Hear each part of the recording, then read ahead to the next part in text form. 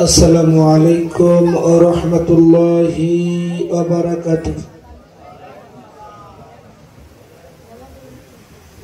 কেমন আছেন?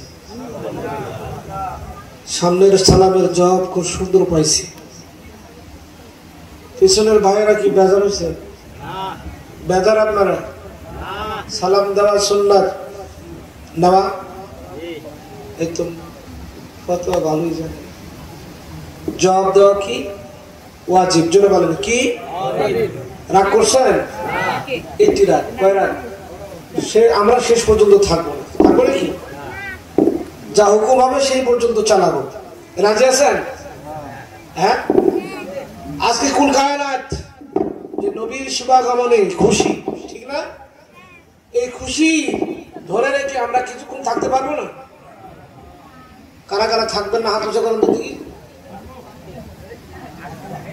আলহামদুলিল্লাহ, কয়জনই থাকবে? জজবার হালত উঠেছেন। রাগ করছেন আপনারা? আসুন। সালাম দেওয়া সুন্নাত, সালাম দেওয়া নেওয়া সুন্নাত বড় না ওয়াজিব বড়? সুন্নাত বড় না, অনেকে কইছে সুন্নাত বড়, ওয়াজিব বড়। ফরজের পরে ওয়াজিব, এরপরে সুন্নাতে মুআক্কাদা, তারপরে সুন্নাতে গায়রে মুআক্কাদা, তারপরে আপনার নফল, এরপরে মুস্তাহাব, মুস্তাহাসান। বুঝাইতে পারছি? প্রথমত কি ফরজ, প্রথম কি ফরজের কাছাকাছি যেটা সেটা ওয়াজিব। ওয়াজিবের পরে সুন্নাতে গায়রে মুআক্কাদা, এরপরে গায়রে মুআক্কাদা। করলে সওয়াব আছে, না করলে কোনো গুনাহ নাই। এরপরে আপনার নফল, তারপরে মুস্তাহাব, মুস্তাহাসান, আর পরের বিষয়। তো সালাম দেওয়াটা ফরজের, মানে সালামের জবাব দেওয়াটা ফরজের কাছাকাছি, বিদায়টা তরফ হয়ে গেলে গুনাহগার হয়ে যাবে। সালাম দেওয়া সুন্নাত না ওয়াজিব? সালাম যিনি দিল 90টা নেকি পাইছে। কয় নেকি? জবাব দিলে পাইবেন যদিও ওয়াজিব আদায় করেছেন, নেকি কয়? এই তো সকলেই ফতোয়া জানে, এই জন্য বোধহয় মন খারাপ করেছেন নাকি? যদি মন খারাপ হয় সকলে সালাম দিতে পারেন। ওয়ালাইকুম আসসালাম ওয়া রাহমাতুল্লাহি ওয়া বারাকাতুহু। এখন সমান সমান হয়েছে, বক্তার শ্রোতা সমান সমান হয়েছে। তো এখনো মন খারাপ? আমি অনুরোধ করে বলবো আপনাদের, আমরা মুসলমান, আমাদের পরিচয় লেবাসেই হোক আর যেটাইতেই হোক আমরা মুসলমান। তো মুসলমান, এক মুসলমান আর এক মুসলমানের সঙ্গে দেখা হলে সালাম হবে। কি হবে? আল্লাহর হাবিব রাসূল পাক সাল্লাল্লাহু আলাইহি ওয়াসাল্লাম হাদিসে কারীমের ভিতরে ঘোষণা করেছেন, আসসালামু ক্বাবলাল কালাম। কোনো কথা বলার আগেই আপনাকে সালাম দিতে হবে। আর সালাম দিলেও সালামের জবাবটা ঠিক যিনি সালাম দিয়েছে তার চাইতে উত্তম হওয়া দরকার। কি হওয়া দরকার? আমি সালামের আলোচনা আজকে করবো না, বিশাল আলোচনা আছে, ওদিকে যাব না। সালামটা সর্বপ্রথম কে দিয়েছিলেন জানেন? জানেন না? আল্লাহ দিয়েছিলেন। আমি যাচ্ছি না, ভাই আমাকে বলছে মূল কথা, আমি আলোচনা যাব না। আজকে ঈদে মিলাদুন নবী রাত, আমি সে সম্পর্কে আলোচনা করবো ইনশাআল্লাহ। আসসালাতু ওয়াসসালামু আলাইকা রাসূলুল্লাহ, আসসালাতু ওয়াসসালামু আলাইকা ইয়া হাবিবাল্লাহ, আসসালাতু ওয়াসসালামু আলাইকা ইয়া শাফিয়াল মুযনিবিন, আসসালাতু ওয়াসসালামু আলাইকা ইয়া রাহমাতাল লিল আলামিন। আলহামদুলিল্লাহি রাব্বিল আলামিন ওয়ালা আখিবাতু লিল মুত্তাকিন।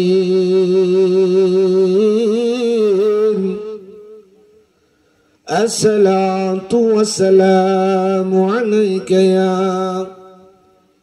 মান কানা নাবিয়্যান ওয়া আদম وآدم بين الماء والطين. أعوذ بالله من الشيطان الرجيم. بسم الله الرحمن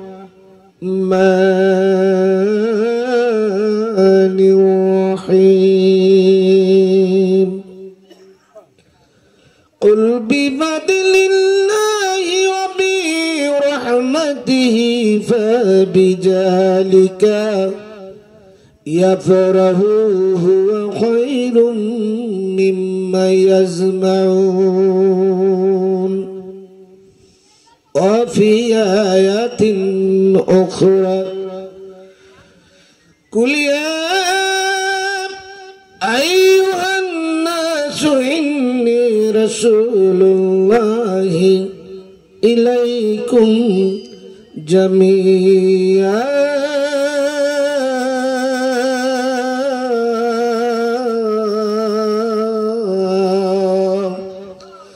في شأن حبيبه ومعشوقه ومحبوبه مخبرا وآمرا إن الله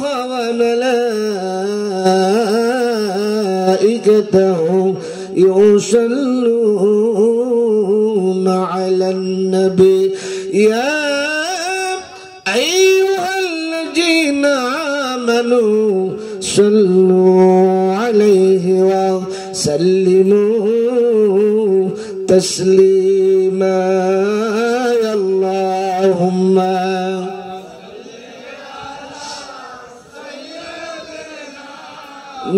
مولانا محمد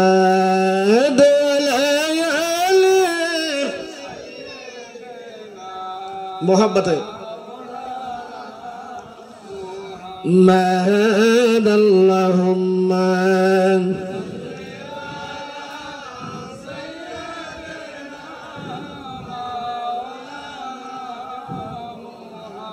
ولا على سيدنا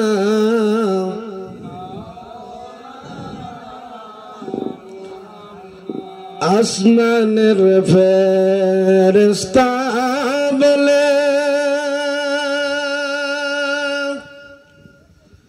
আজামাদের খুশির দিন দুনিয়ার বুকে তশরীফ আনলেন রাহমাতাল লিল আলামিন আল্লাহুম্মা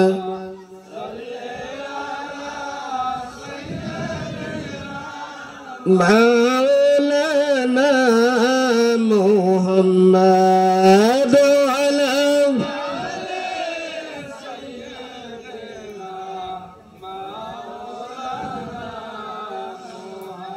دنا گویا منا مگو وما دنا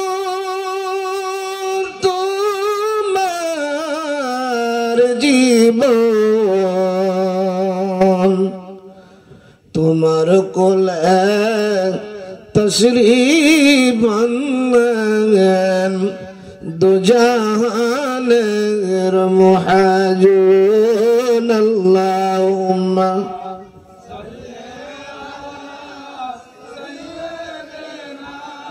মাওলানা মুহাম্মদ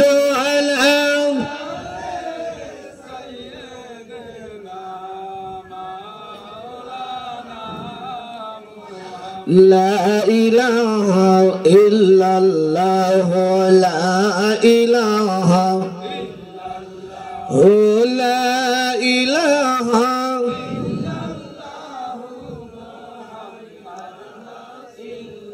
حسبي ربي جل الله ما في قلبي غير الله পড়েন حسبي ربي ما في قلبي غير الله نور محمد لا إله إلا الله لا إله لا إله ও লা ইলাহা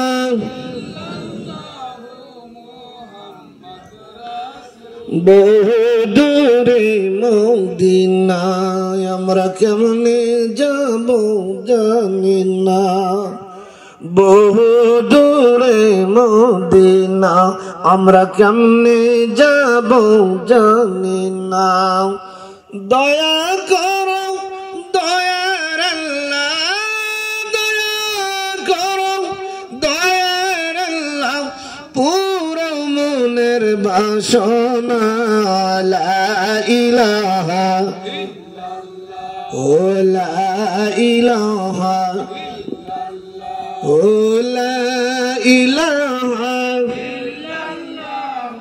মোহাম্মদ লা ইলাহা ইল্লাল্লাহ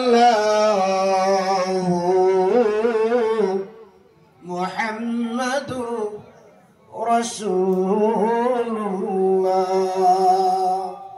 সকলে মুহাম্মদে বলেন সাল্লাল্লাহু আলোচনার প্রারম্ভে লক্ষ লক্ষ কোটি কোটি সালাম কদম আরজ করছি বিশ্ব সভার সভাপতি জামানার গাউসুল আজম জামানার মহামুজাদ্দি জামানার আকাবের আউলিয়া বিশ্ব বরেণ্য আউলিয়া দয়াল বাবা শাহজাদপুরি চরণীরা হুজুর কেবলা জানের নুরানি ফাঁড়ি কদম বড়কে সালাম আরজ করছি। আমার সামনে বসে আমার পিতৃতুল্য মুরব্বিয়ান বয়োজ্যেষ্ঠিয়ান সমবয়স্ক বন্ধুরা কুশি কাছা স্নাস্পদ বালক বালিকা পর্দার অন্তরালে অবস্থানরত অবলা সরলা সতী সাধবী মা বোনেরা সকলের প্রতি আমার ভক্তিপূর্ণ সালাম। আসসালামু আলাইকুম ওয়া রাহমাতুল্লাহি ওয়া বারাকাতুহু। আজকের ঈদ মিলাদুন নবীর মাহফিলে আসতে পেরে আমরা খুশি না বেজার? অল্প না বেশি? যদি খুশি হয়ে থাকি বিশ্ব জগতের রাজা ধীরাজ মহিমান্বিত আল্লাহ জাল্লা শানহু আম্মা নওয়ালুহুর দরবারে মস্তক অবনত চিত্তে সকলের শুকরিয়া আদায় করছি বলে আলহামদুলিল্লাহ। আর মোহাব্বতে বলে আলহামদুলিল্লাহ। লক্ষ লক্ষ কোটি কোটি দরুদ সালাম তদীয় মানবতার মুক্তির দূত সরকারে দু আলম सरदार दो आलम खातम नबीय्यिन रहमतुल लिल आलमीन आका मौला महबूब खुद आखिरी जमानार पैगंबर नूरुन अला नूर नबी मुहम्मद रसूलुल्लाह जिनके सृष्टि ना करले अल्लाह रब्बुल आलमीन कुल कायनात কিছুই সৃষ্টি করতেন না।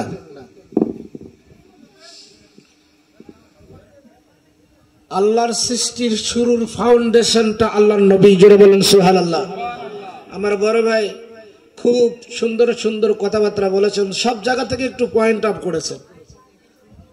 আমি যদি একটু সময় পাই বিস্তারিত আলোচনা করব, রাজি আছেন?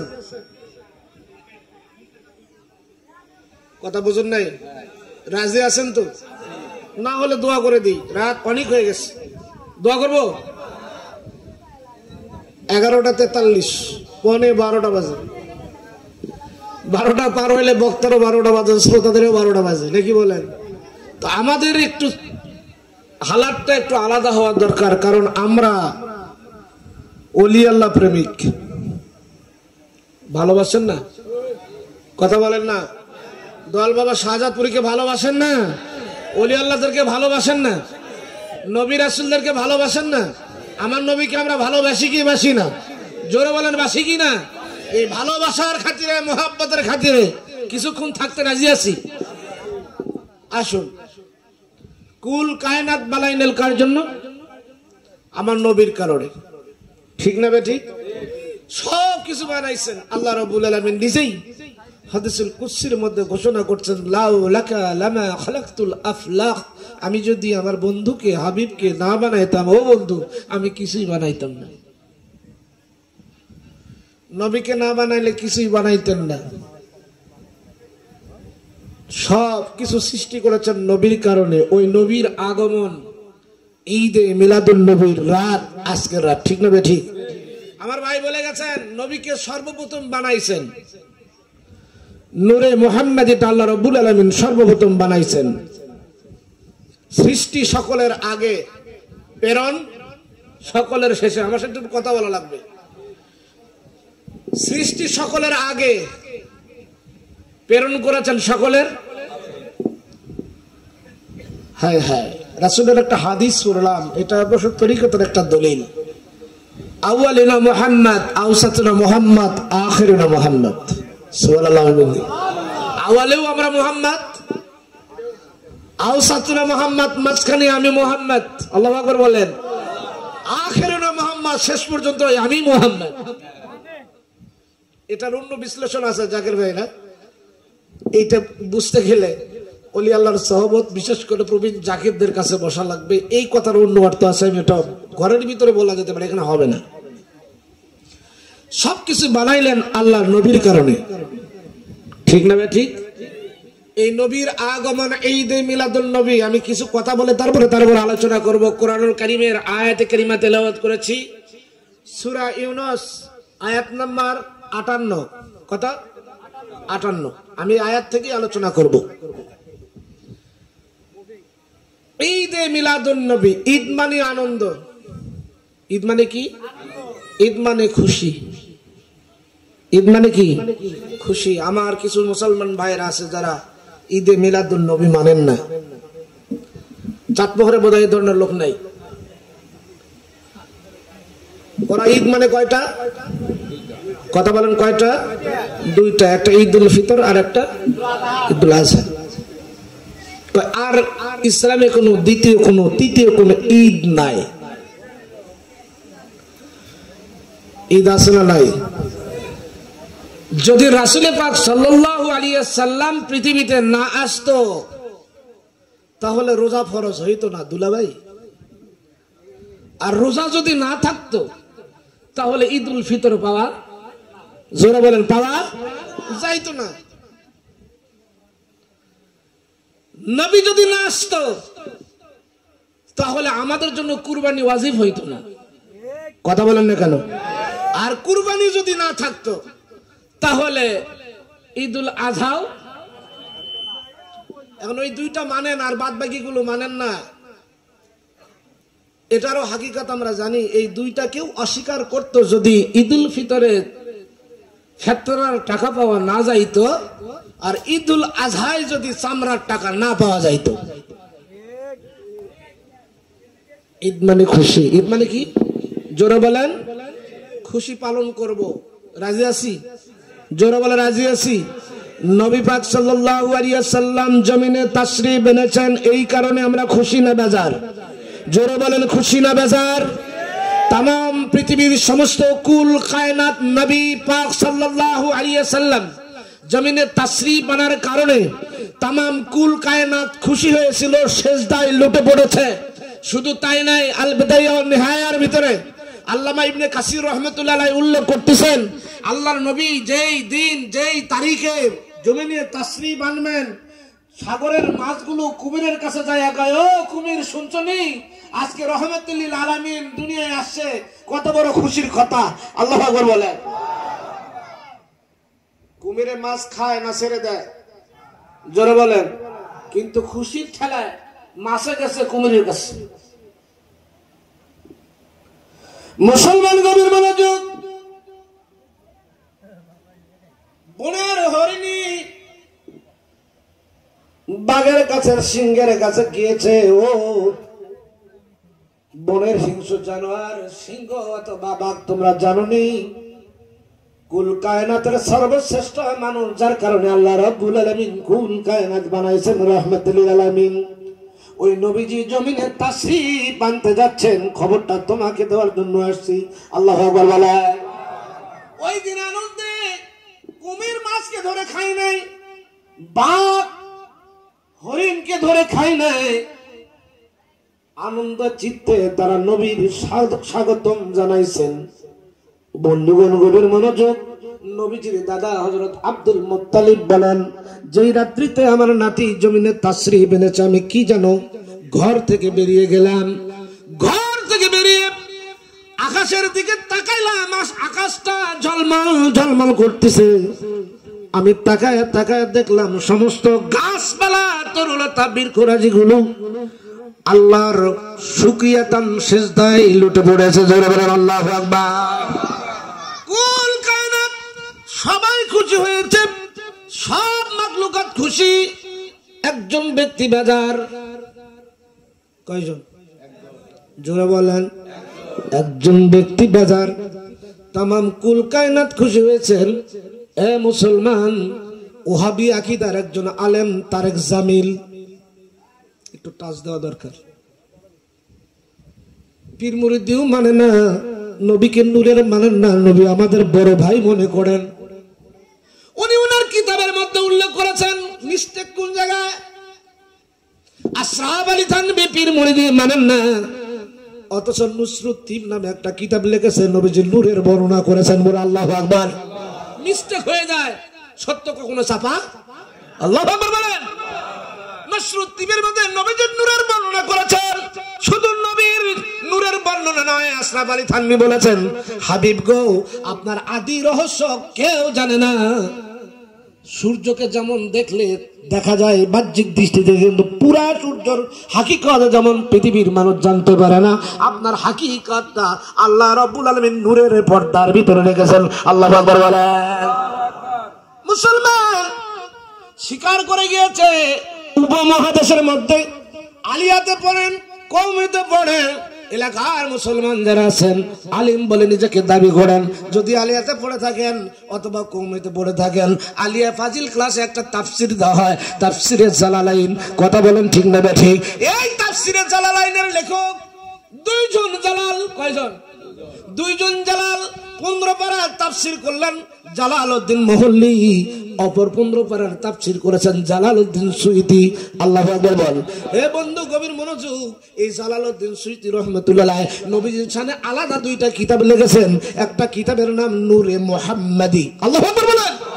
ডাইরেক্টলি নবী নূরে মুহাম্মাদি নামে একটা কিতাবে লিখলেন, আর একটা কিতাব উনি নিজেই লিখে গেলেন। আলেম পরিচয় দিতে গেলে জালালউদ্দিন সুয়ুতির পরিচয় দেওয়া লাগবে। আর একটা কিতাব লিখে গেলেন, ওই কিতাবের নাম হলো নবীজি সাল্লাল্লাহু আলাইহি ওয়াসাল্লামের ইলমে গায়েব। আল্লাহু আকবার বলেন। নবী ইলমে গায়েব জানতেন, সে সম্পর্কে জালালউদ্দিন সুয়ুতি রাহমাতুল্লাহ আলাইহি উল্লেখ করেছেন নবীজির ইলমে গায়েব। বন্ধুগণ গভীর মনোযোগ, রাগ করতেছেন নি আপনারা? আসুন গভীর মনোযোগ, এই কথাগুলো আপনাদের কেন বলতেছি খেয়াল করেন। স্বীকার সকলেই করে গেছে, মানতে চাই না। নবী পৃথিবীতে এসেছেন, তামাম কুল কায়নাত খুশি, একজন ব্যক্তি খুশি হয় নাই। জীবনে 3 বার কেঁদেছিল। কয়বার? 3 বার কেঁদেছিল। একবার হযরত আদমকে বানানোর পরে।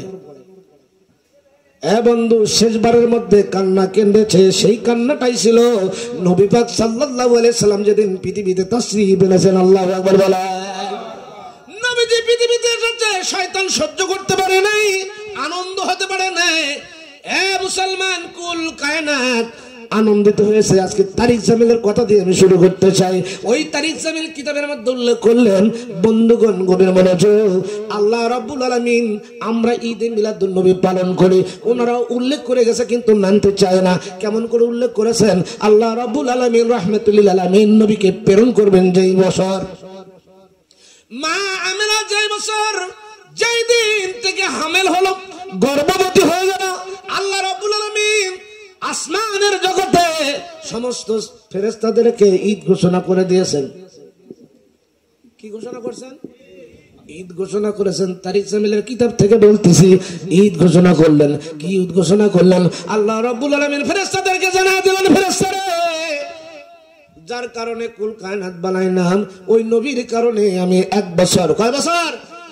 1 বছর জাজিরাতুল আরবে মক্কা নগরীতে যতগুলো মহিলা হামেল হবে, গর্ভবতী হবে, আমার নবীকে পুরুষ আকৃতি দিয়া দুনিয়ায় প্রেরণ করব। খারাপ লাগতেছে? কি শেষ করবো নাকি? পুরুষ আকৃতি দিয়া পৃথিবীতে প্রেরণ করব। এই জন্য আমি আল্লাহ রাব্বুল আলামিন 1টি বছর, কয় বছর? আমরা করি বছর গেলে 1 দিন অথবা রবিউল আউয়াল সারাটা মাস, আর আল্লাহ ঈদ পালন করেছেন 1টি বছর। জোরে বলে আল্লাহু আকবার। 1টি বছর পর্যন্ত আমার নবীজির কারণে আমি আল্লাহ ঈদ ঘোষণা করলাম, আনন্দ ঘোষণা করে করলাম। তাম পৃথিবীর মধ্যে জাজিরাতুল আরব মক্কা নগরীতে একটি বছর যেই দিন আমার নবীকে মা আমিনার রেহেমের মধ্যে ঢুকাইয়া দিয়েছি, ওই দিন থেকে শুরু করে একটি বছর নবীজি তাসরিফ আনা পর্যন্ত এই মক্কা নগরীতে যত মহিলা হামেল হবে আমার নবীকে পুরুষ আকৃতি করিয়া প্রেরণ করব। এই কারণে আমি আল্লাহ রাব্বুল আলামিন ঈদ ঘোষণা করে দিলাম, এক বছরের মধ্যে মক্কা নগরীতে যত মহিলা গর্ভবতী হবে একজনের গর্ভের ভিতরে কোনো কন্যা সন্তান দেওয়া যাবে না। খুশি কে হয়েছে? জোরে বলেন। আল্লাহ করলে দোষ নাই, আমরা করলে দোষ। কথা বলেন না। ঈদ পাইছি কয়টা? আবার আসতেছে আলোচনা। ঈদ পাইছি কয়টা?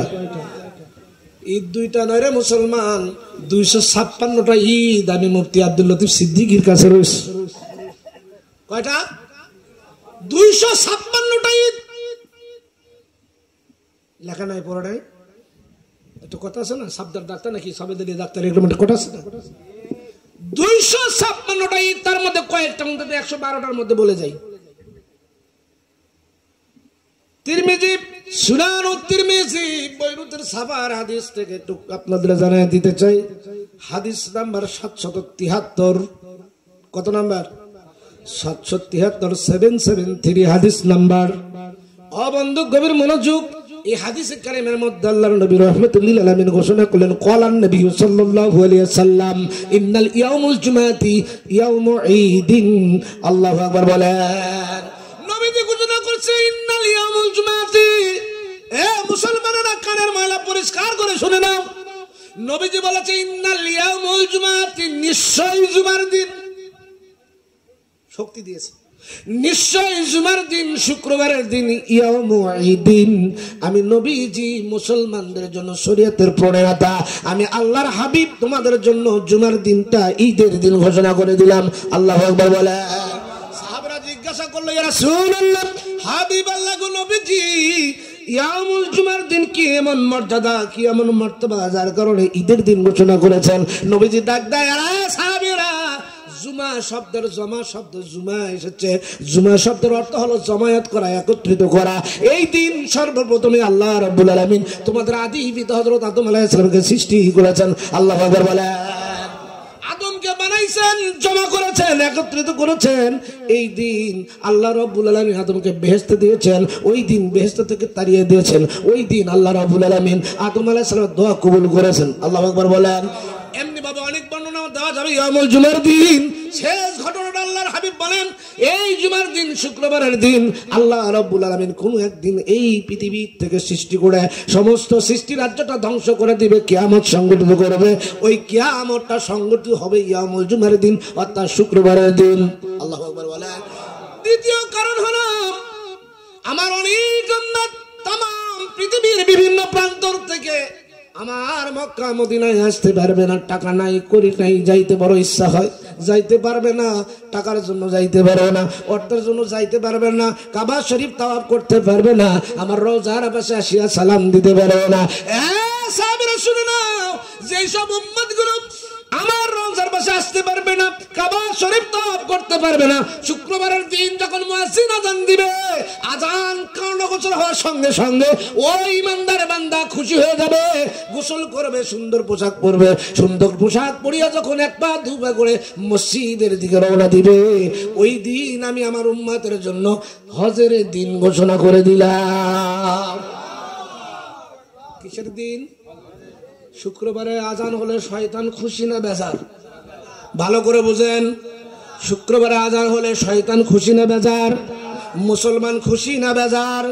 নবী কয় শুধু খুশি হয়ে ক্ষান্ত নয়, তোমরা মক্কা মদিনায় আসতে পারবে না, কোনো ব্যাপার না। ওই দিন সুন্দর করে গোসল করে যখন মসজিদের দিকে যাবা, ওই দিন তোমার জন্য, গরিবের জন্য আমি হজের দিন ঘোষণা করলাম। আল্লাহু আকবার বলেন। এ মুসলমান, প্রশ্ন করতে চাই, বছরে এখন ইয়ামুল জুমার দিন কয়টা? একজনের হিসাব জানেন না। শুক্রবার বছরে কয়টা আসে ভাই? এখন বুঝতে পারছেন কয়টা? তাহলে নবীজি বলেছে প্রত্যেক জুমার দিন কিসের দিন? হজের দিন, মানে ঈদের দিন। হাদিস বলেছে ইয়াউমু ঈদিন, শুক্রবারটা ঈদের দিন। শুক্রবারে কিসের দিন? ঈদের দিন। তাহলে 52টা সপ্তাহে 52টা শুক্রবার আসলো, তাহলে শুক্রবার থেকে ঈদ পাইলাম কয়টা? জোরে বলেন। 52টা। শুক্রবারে তার দুলাভাইকে টাকা দেওয়া হয় না, ওই জন্য মানে না, বুঝেন নাই? আসুন এই ঈদে মিলাদুন নবী পালন করি আমরা, বিতাই করি না। আল্লাহ নিজে বলেছেন। কে বলেছেন? দলিল আমার কাছে আছে, কোনো সমস্যা নাই। আলোচনা যদি করার সুযোগ দেন করবেন। কয়টা পাইলাম? তাহলে ঈদুল ফিতর একটা, ঈদুল আজহা হয়েছে কয়টা হয়েছে? 54।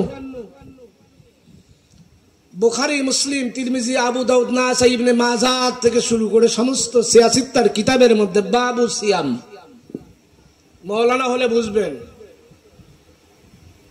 সিয়াম অধ্যায় আল্লাহর হাবিব রাহমাতুল লিল আলামিন ঘোষণা করেছেন, একটা রোজা পালন করবে তো ওই বান্দার জন্য 2টা ঈদ। কয়টা ঈদ? নবীজি হাদিসের ভাষায় বললেন, প্রথম ঈদটা হবে ওই বান্দা যখন ইফতার করবে, ইফতারের সময় খুশি নেবে যা, জোরে বলেন। খুব আনন্দ লাগে, লাগে কিনা?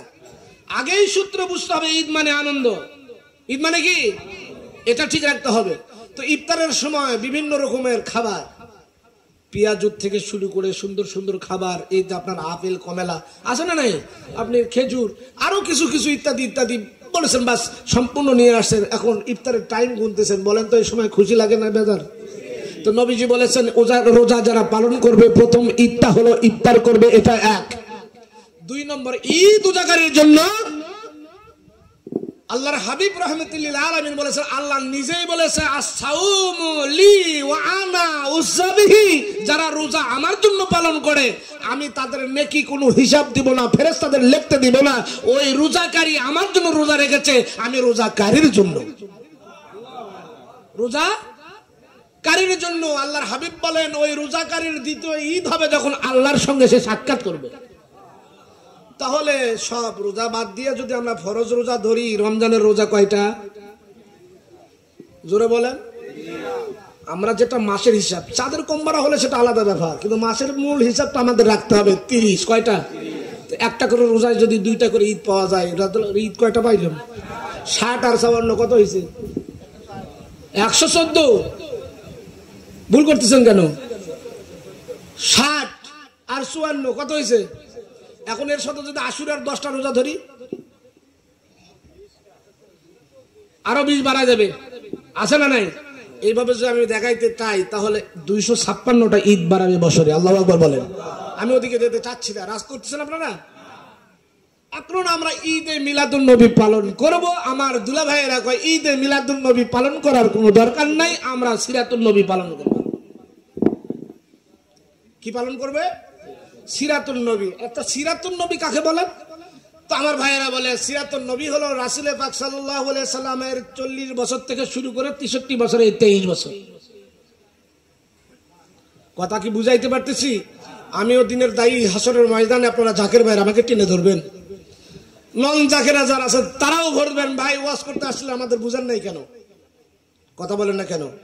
কারণ আপনাদের বলতে যাই, হাতে পায়ে হাত দিয়ে অনুরোধ করে বলে দেয়, আল্লাহ কোরআনুল কারীমের মধ্যে গাড়ি গাড়ি ইবাদতের কথা বলেন নাই। মাইকে বলতেছি, রেকর্ড করেন, মাওলানা থাকলে সামনে আছেন, কোরআনের আয়াত দ্বারা প্রমাণ করতেছি। আল্লাহ বেশি ইবাদত করতে বলেন নাই, গাড়ি গাড়ি ইবাদত করতে বলেন নাই। আল্লাহ বলেছে আহসানু আমালা, সুন্দর এবং ভালো সঠিক আমল অল্প করলেও যথেষ্ট। কি আমল? ভালো আমল করতে হবে। কি আমল? আর ভালো আমল করতে গেলে ঈমান আনার পর পরে প্রথম এবং প্রধান কাজ হবে আপনার আকীদা সঠিক করতে হবে। কথা বলেন না কেন? কি করতে হবে? আকীদা সঠিক করতে হবে। কারণ হলো যে নবী পাক সাল্লাল্লাহু আলাইহি সাল্লামের বিরোধিতা করতেছেন, ওই নবী পাক সাল্লাল্লাহু আলাইহি সাল্লাম কোন জায়গায় কেমন করে আকীদার প্রশ্ন হবে একটু আপনাদের জানাই দিতে চাই। প্রত্যেক মানুষকে কবরে শোয়ানোর পরে প্রশ্ন হবে কয়টা? জোরে বলেন, জোরে বলেন। এতদিন আমিও ছোট থেকে জানতাম যে 3টাই হবে, কিন্তু এখন কোরআন হাদিস রিসার্চ করে পাইলাম প্রশ্ন হবে 5টা। কয়টা? গাঁজাখুরি গল্প দেওয়ার জন্য আসি নাই, কানের ময়লা পরিষ্কার করেন। আমি কোন জায়গা থেকে কি বলি? প্রশ্ন কয়টা? মূল ধারার মূল প্রশ্ন হবে 3টা। মূল কয়টা? কিন্তু 3 নম্বর প্রশ্নের ক এবং খ দ্বারা 2টা প্রশ্ন হবে। আপনার আকীদা কেন দরকার একটু খেয়াল। সমস্ত মানুষদেরকে কবরে শোয়ানোর পরে ফেরেশতা আসবে কয়জন? এখানেও ভুল আছে, ফেরেশতা আসবে 3 জন। কয়জন? মুনকার ও নাকিরিন আছে না? এই 2টা আসার একজন ফেরেশতা আসবে যার নাম হবে রুমান। কে আসবে? উঠে বসাইবে, বসলাম, কি চাও? জীবনে যা আমল করেছো সব লেখো। ওরা আসার আগেই আলোচনাতে ঈদ মিলাদুন নবী তো বান্দা ঠিক জীবনে যা যা ভালো আমল করছে কয় লিখবো তো কোথায়? খাতা কই, কলম কই? ফেরেশতা কইবে কলমটাকে তোর হাতের আঙ্গুলি কলম বানায় দিলাম। কই লিখবো কোন জায়গায়? কয় কাফনটাতে লেখ। কোথায় লিখবে? কাফনে লেখ। বান্দা জীবনের যা নেক আমল ভালো ভালো আমলগুলো স্মরণ করবার লিখবে। লেখা শেষ। ফেরেশতা কয় লেখা এখনো শেষ হয় নাই, লেখ। কই লেখছি, যা করেছি সব লেখছি। কই খারাপ গুলো লিখবে কে? কথা বলেন না। খারাপ গুলো তখন লেখার ঠেলার মারের ছুটে খারাপ গুলো লেখা শুরু করবে। এবার বলে লেখা হয়ে গেছে, কই এটা ধরে রাখ, এরপরে খবর আসতেছে। আসবে 2 জন ফেরেশতা, প্রশ্ন করবে কয়টা? মান রব্বুকা আছে না নাই? ও মান দিনুকা ও মান নবিয়ুকা, তোমার রব কে ছিল? দিন কি ছিল? তোমার নবী কে ছিল? ও বন্ধু গভীর মনোযোগ, যদি বলি আমার রব রব্বি আল্লাহ, আমার রব আল্লাহ ছিল। দিনই আল ইসলাম, আমি ইসলামের মধ্যে ছিলাম, আমার দিন ইসলাম। ওমান নবিয়ুকা, আমার নবী যদি চিনে থাকেন, বুঝে থাকেন, মহব্বত করে থাকেন, তাহলে বলবা হাজা রাসূলুল্লাহ। জোরে বলেন সুবহানাল্লাহ। এই 3 নম্বর প্রশ্নের জবাবে প্রশ্নের ভিতরে 2টা প্রশ্ন করবে ফেরেশতা। 1 নম্বর প্রশ্ন, আমার নবীকে রাহমাতুল লিল আলামিনকে আপনার কবরের ভিতরে দাঁড় করানো হবে, সামনে দাঁড় করানো হবে। দেখায় বলবে দেখো তো এই ব্যক্তিকে চিনো নাকি? মান হাজার রাজুল, এই ব্যক্তিকে চিনো? ভুল বললাম?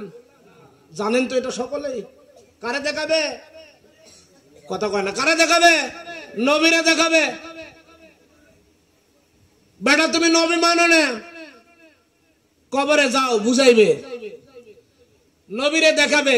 আমার দুলা ভাইয়েরা কয় তোমরা এখানে ইয়া নবী সালাম আলাইকুম, তো নবী কি জায়গায় আছে? আচ্ছা নবী কি আসা কোনো সমস্যা? আসতে পারে কি পারে না? জোরে বলেন পারে কি পারে না? পারে। যদি নবী না আসে মদিনা শরীফের রওজা থেকে, আপনি এখানে দাঁড়াইতেছেন না, বসতেছেন, উঠতেছেন না, চলতেছেন, হাসতেছেন না, মস্কারি করতেছেন, যে হালত, যে অবস্থায়, যে আমল করতেছেন, নবী রওজা থেকে দেখতেছে। আল্লাহু আকবার বলেন। কে দেখতেছে? নবী দেখতেছে। সূরা তাওবা, দলিল দেই না তারপর মাথা গরম হবে। কি সূরা? সূরা তাওবার 105 নম্বর আয়াত। কত নম্বর? আল্লাহ নিজে বলে, এই বান্দা গভীর মনোযোগ, যে আমলগুলো করো ফাসা ইয়ার আল্লাহ, আমি আল্লাহ দেখি। আমালুকুম, তোমরা যে আমল করো, ওয়া রাসূল, আমি তোমাদের ক্রিয়াকর্ম যেমন দেখি আমার রাসূল। জোরে জোরে বলে রাসূল। ওয়াল মুমিন, তোমরা পৃথিবীর আনাচে কানাচে প্রান্তরে যেই জায়গায় যাও না কেন, যদি বলো 7 তবক পানির নিচে যাবো, আমি আল্লাহর চোখ সেই জায়গায় আছে না নাই? জোরে বলে আছে না নাই? তুমি যেখানে যাও না কোনো পৃথিবীর কোনো প্রান্তরে নাই, আমার সৃষ্টি রাজ্যের যেই জায়গায় যাবা আমি আল্লাহ রাব্বুল আলামিনের চোখ ওই জায়গায় আছে। শুধু আমার আছে না রে গাধার বাচ্চা, গাধা, গভীর মনোযোগ। আল্লাহ রাব্বুল আলামিন কয় শুধু আমার চোখ আছে এটাই নয়, আমার নবীজির চোখ তোমার উপরে আছে। উনি দেখতেছিল, দেখতে আছে, কিয়ামত পর্যন্ত দেখতে থাকবে। পৃথিবীর যে কোনো প্রান্তরে থাকো না কেন, আমি আল্লাহ যেমন দেখি আমার নবীও তেমন দেখে।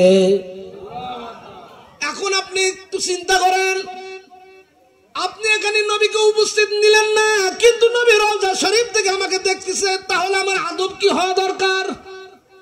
কথা বুঝেন নাই? নবীকে সালাম দিচ্ছি, নবী আমার দেখতেছে, তাহলে আমার আদব কি হওয়া দরকার? নবী যেহেতু দেখতেছে, আমি তো দেখি নাই, কিন্তু নবী তো আমার দেখতেছে, তাহলে তাকে তাজিম করতে হবে, আদবের সহিত তাজিম করে সালাম দিতে হবে। কথা বলেন ঠিক না ঠিক? তাই নয় রে মুসলমান, শুধু নবী দেখে না, আল্লাহ রাব্বুল আলামিন বলেন আল মুমিন, আমার বন্ধু যারা ওলি ইকরাম যারা, তারাও দেখে, তারাও। আল্লাহর আল্লাহর কসম করে বলি, আমার ঈমান, আমার বিশ্বাস, আমার টেন্ডেন্সি হলো আল্লাহর ওলিগণ যেমন দেখেন আজকের মাহফিলে কে কোন হালতে বসে আছেন, কে কোন হালতে বসে আছেন, কে কোন হালতে রয়েছেন, ওই দৃশ্যগুলো দয়াল বাবা শাহজাদপুরী চরণে হুজুর কেবলা জান দেখতেছেন। দেখতে পারে না? পারে না? এই আলোচনা পরে করব। রাজি আছেন? রাগ করতে চান? আসুন আমরা যাই সেই আলোচনায়। ঈদে মিলাদুন নবী, ঠিক না? ঈদে মিলাদুন নবী কয়টা ঈদ পাইলাম? আপাতত 114টা, হয়তো 114টা ঈদ পাইছি। এখন আমরা ঈদ মানে আনন্দ, ঈদ মানে খুশি, আমরা ঈদ উদযাপন করি ঈদে মিলাদুন নবী। আপনাকে সম্পূর্ণ কথাগুলো আমি বিশ্লেষণ করে বলবো, মা কানের ময়লা ভালো করে পরিষ্কার করেন। মিলাদ শব্দের অর্থ হলো জন্ম। আমার ভাইও বলে গেছে মিলাদ শব্দের অর্থ কি? আসুন, হাবিলিল ফতোয়ার ভিতরে বিশ্ববিখ্যাত আলেমে দ্বীন জালালউদ্দিন সুয়ুতী রাহমাতুল্লাহ আলাইহি হাবিলিল ফতোয়ার মধ্যে ফতোয়া দিতে যাইয়া বলল, ইসমুল ওয়াক্তিল লাযী উলিদা ফিহি, মিলাদ তাকেই বলা হয় না মানুষের জন্মের স্থান, মানুষের জন্মের সময়, মানুষের জন্মের ঘটনাকে মিলাদ বলা হয়। সুবহানাল্লাহ বলেন। জন্মের স্থান, জন্মের সময়, জন্মের ঘটনাকে কি বলা হয়? এখন আমি আপনাকে বলতে চাই, এই পৃথিবীতে আপনি আমি জন্ম নিয়েছি, যার জন্ম আছে তার মিলাদ, যার জন্ম আছে তার মিলাদ। একটা দুবরা ঘাস, শোনেন তো, দুবরা ঘাস, এটারও জন্ম আছে নাকি এমনি হয়েছে? জন্ম আছে। একটা বটের গাছ, বট গাছ যাকে বলা হয়, এটারও জন্ম আছে না নাই? গরু বাছুর হাঁস মুরগি সকলেরই জন্ম আছে, আমরা মানুষেরও জন্ম। যার জন্ম আছে তার মিলাদ আছে, যার জন্ম নাই তার মিলাদ নাই। তার মানে কথা প্রমাণ হয়, যারা মিলাদকে অস্বীকার করে তারা জন্মকে অস্বীকার করে, কারণ তারা সেই নির্দিষ্ট 23 বছরে নিয়ে এসেছে। কেন কয়? যেহেতু নবীর উপরে 40 বছরের ওহী নাজিল, কি বলে, কোরআন নাজিল হয়েছে, নবুয়ত প্রাপ্ত হয়েছে, বিধায় আমরা 23 বছর মানি, বাদ বাকি 40 বছর মানি না। একজনও নাউজুবিল্লাহ কইলেন না। নবী কি 40 বছরে নবী হয়েছে? হ্যাঁ, নবী হয়ে পৃথিবীতে এসেছেন। কথা বলেন না? 40 বছরে কি পাইছে জানেন? আবার কয় নবুয়ত, নবী হয়ে আসছে। আমি দলিল দিচ্ছি, নবী হয়ে পৃথিবীতে এসেছে। 40 বছরে নবী যেটা পাইছে সেটা হলো ওহী। ভুল করিয়েন না, ওহাবিদের সুরে সুর মিলাইয়েন না। নবী হয়ে পৃথিবীতে এসেছে, 40 বছরে পাইছে ওহী। কানের ময়লা ভালো করে পরিষ্কার করি। নবীর বয়স 5.5 বছর। কত বছর? দেখি নবী কোন দিন ওহী পাইছে। মগার বাচ্চারা কয় কি 5.5 বছর, মতান্তরে 6 বছর হালিমাতুস সাদিয়ার বাড়ি থেকে দিয়ে গেছেন সবে মাত্র। নবীজির চাচা আবু তালিব, কি নাম? হযরত আলী রাদিয়াল্লাহু তাআলার আব্বা কাবা ঘর নির্মাণ করতেছেন। আপনার এই বাংলাদেশের প্রখ্যাত একজন বক্তা, ইন্টারন্যাশনাল ফিগার, তাম পৃথিবীর মানুষ কম বেশি চিনেন। বলে তো নাম কি? এই যে বুঝতে পেরেছেন, উনি ওই ওয়াজটা করেছেন। তো আরবের ছোট্ট ছোট্ট বালকেরা 8-10 বছর বয়স, যাদের 7-8 বছর বয়স, যাদের আমি ছোটবেলায় দেখেছি বন্যার সময় 6-7 বছর 4 বছর বয়সের ছেলেগুলো, এখন একটু আধুনিক হয়ে গেছে, সেই সময়ের ছেলেগুলো লুঙ্গিগুলো খুলে পানিতে ঝাঁপ দিয়েছে। হয়েছে কিনা? কি বলবে, সুন্নতে খাতনা যেটা, এটা আমাদের সময় করা হয়তো 5 বছর 6 বছর বয়স। এখন যুগ পরিবর্তন হয়ে গেছে, এখন চিন্তা করে কেমন করে তাড়াতাড়ি করা যায়। আলহামদুলিল্লাহ, আমি ওদিকে যাচ্ছি না। তো নবীজির চাচা বলতেছেন, সকল আরবের ছেলেবেলেগুলো উলঙ্গ হইয়া পাথর, দেশটা পাথরের দেশ। আমি মনে হয় 14-15 দিন হইল আমি উমরা থেকে ঘুরে আসছি। সবে মাত্র উমরা থেকে ঘুরে আসলাম, হালিমাতুস সাদিয়ার বাড়ি গেলাম। আমি আপনাকে বলতেছি, দেশটা পাথরের দেশ। কিসের দেশ? মক্কা থেকে আমি সেই তায়েব গিয়েছি। মক্কা থেকে তায়েবের ডিস্টেন্স হচ্ছে 93 কিলোমিটার। কত? তায়েব শহর থেকে, যেখানে হযরত আব্দুল ইবনে আব্বাস রাদিয়াল্লাহু তাআলা একটা গেট আছে, বাবে আব্দুল ইবনে আব্বাস, এই গেট পাশেই মসজিদ আব্দুল ইবনে আব্বাসের মসজিদ। এটা মূল কেন্দ্র। এখান থেকে হালিমাতুর সাদিয়ার বাড়ি আবার 83 কিলোমিটার। 93 আর 83 কত হয়েছে? আশ্চর্যের বিষয়, একজন মহিলা মানুষ এই 93 আর 83 মোটামুটি 185 মনে হয় হইতেছে, 185 কিলো বা 80 কিলো রাস্তা অতিক্রম করে সেই তায়েব শহর থেকে নবীকে নেওয়ার জন্য গেছে। আল্লাহু আকবার বলে। ঘটনায় আসতেছি আলোচনায়। তো এই জায়গাগুলোতে দেখলাম শুধু পাথর আর পাথর। আগে সামা গাইতাম, কঠিন মরুর দেশে আইলা মানবেশে, কোন সাধনে পাইল আব্দুল্লাহ নবীজি। আহা, আছে না নাই? সুন্দর। কোন সাধনে পাইব তোমায় নবীজি, কোন সাধনে পাইব তোমার। পাথরের দেশ, কিসের দেশ? কঠিন পাথর। জিকির করে লা ইলাহা লা ইলাহা লা ইলাহা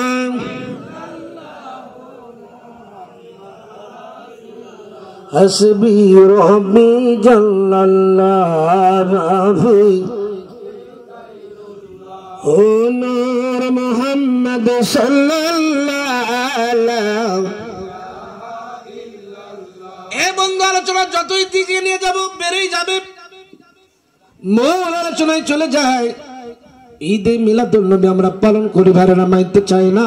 40 বছর নবুয়তি চাই, বাদ দিতে চাই। জোরে বলেন নাউজুবিল্লাহ। 23 বছর তারা চায়। এ বন্ধু, নবীজি ওই এলাকায় আসছেন, কঠিন মরুর দেশ, পাথরের দেশ। নবীজির চাচা আবু তালেব বলে, বাবা, মক্কার ছেলে পেলে গুলো সকলে উলঙ্গ হইয়া পাথর কাঁধে লইয়া নিয়ে এসে দিয়ে যাচ্ছে। আমি বারবার লক্ষ্য করে দেখি তোমার লুঙ্গিটা বড় ডিস্টার্ব করতেছে, খুলে ফেলে দাও। বুখারীর হাদিস।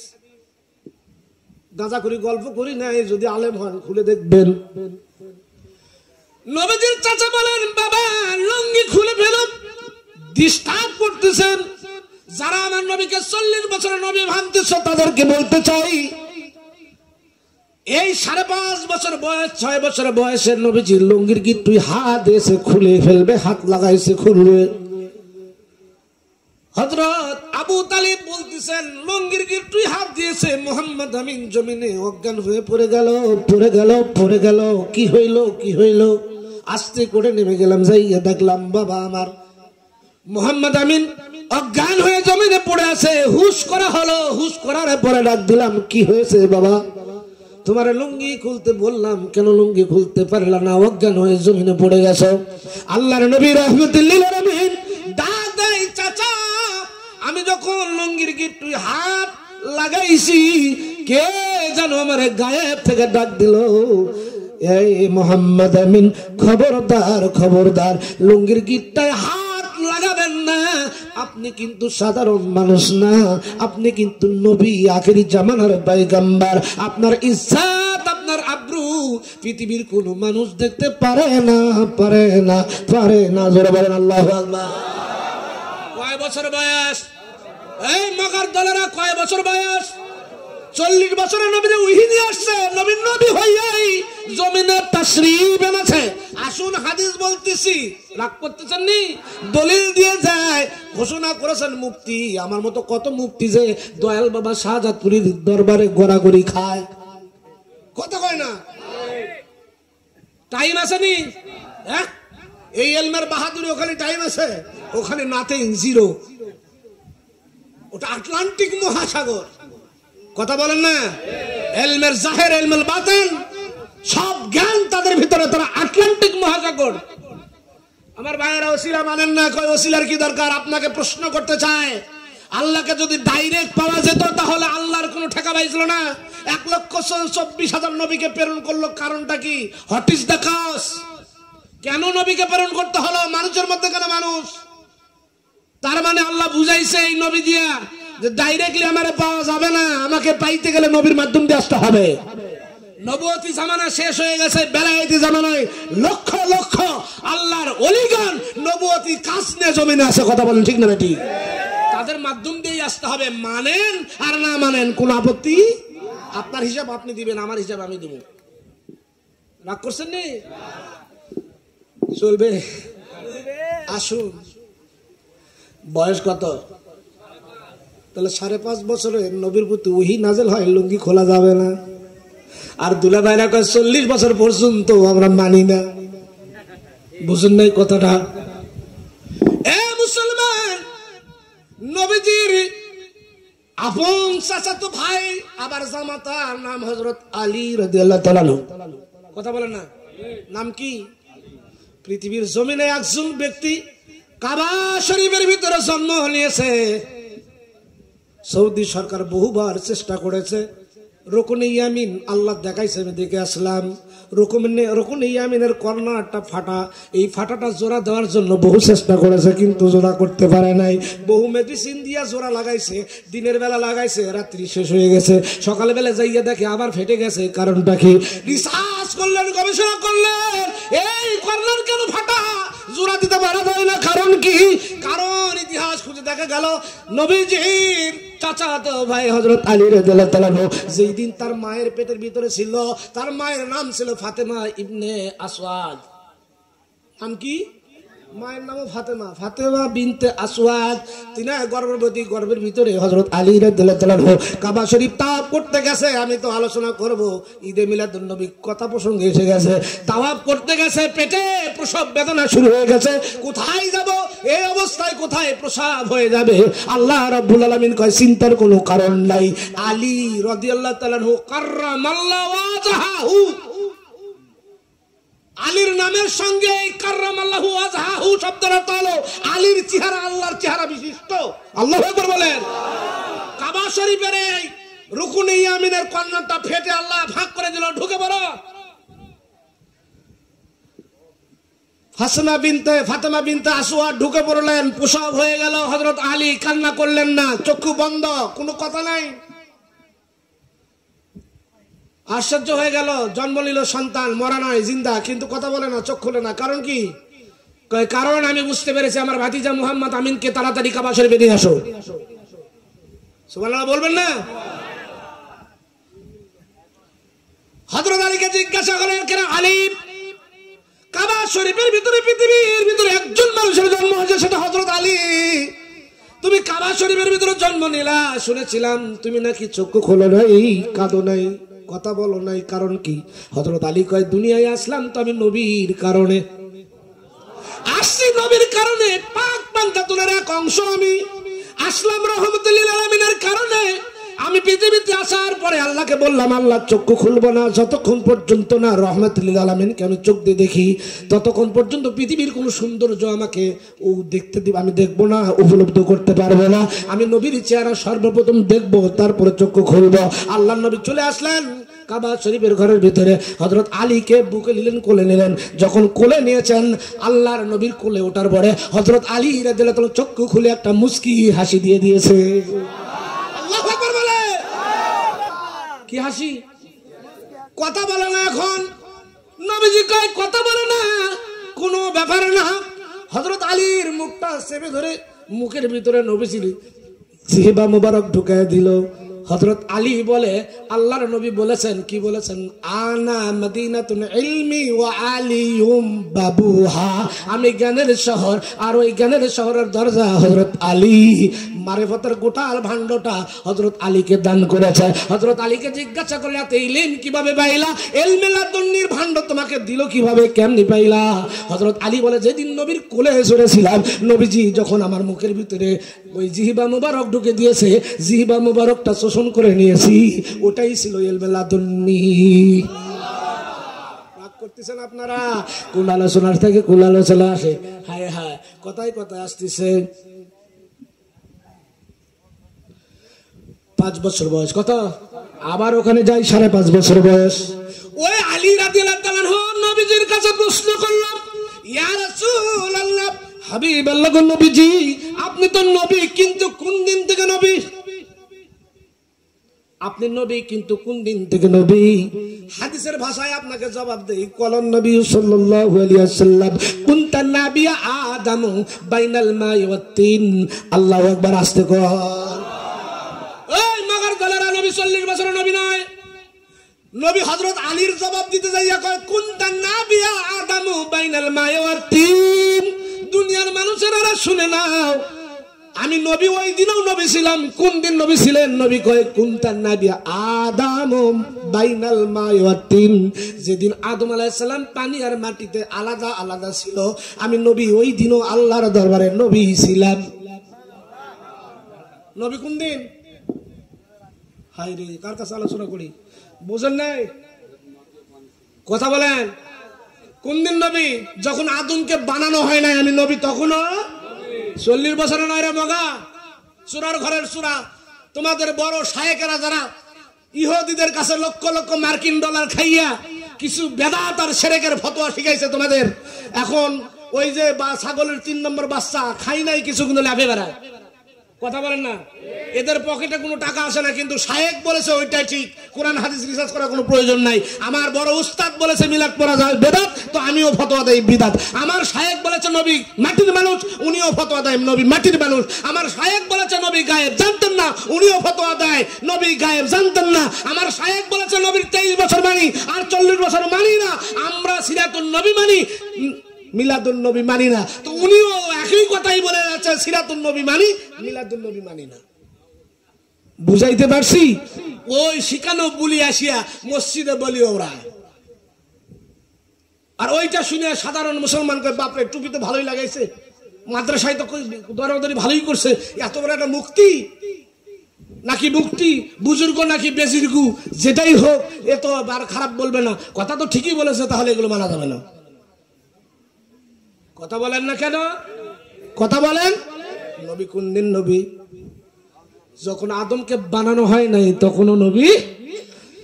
জাবের ইবনে আব্দুল্লাহ, খেয়াল দলিল দিচ্ছে এই জন্য হয়তো আলোচনা ভালো লাগতেছে।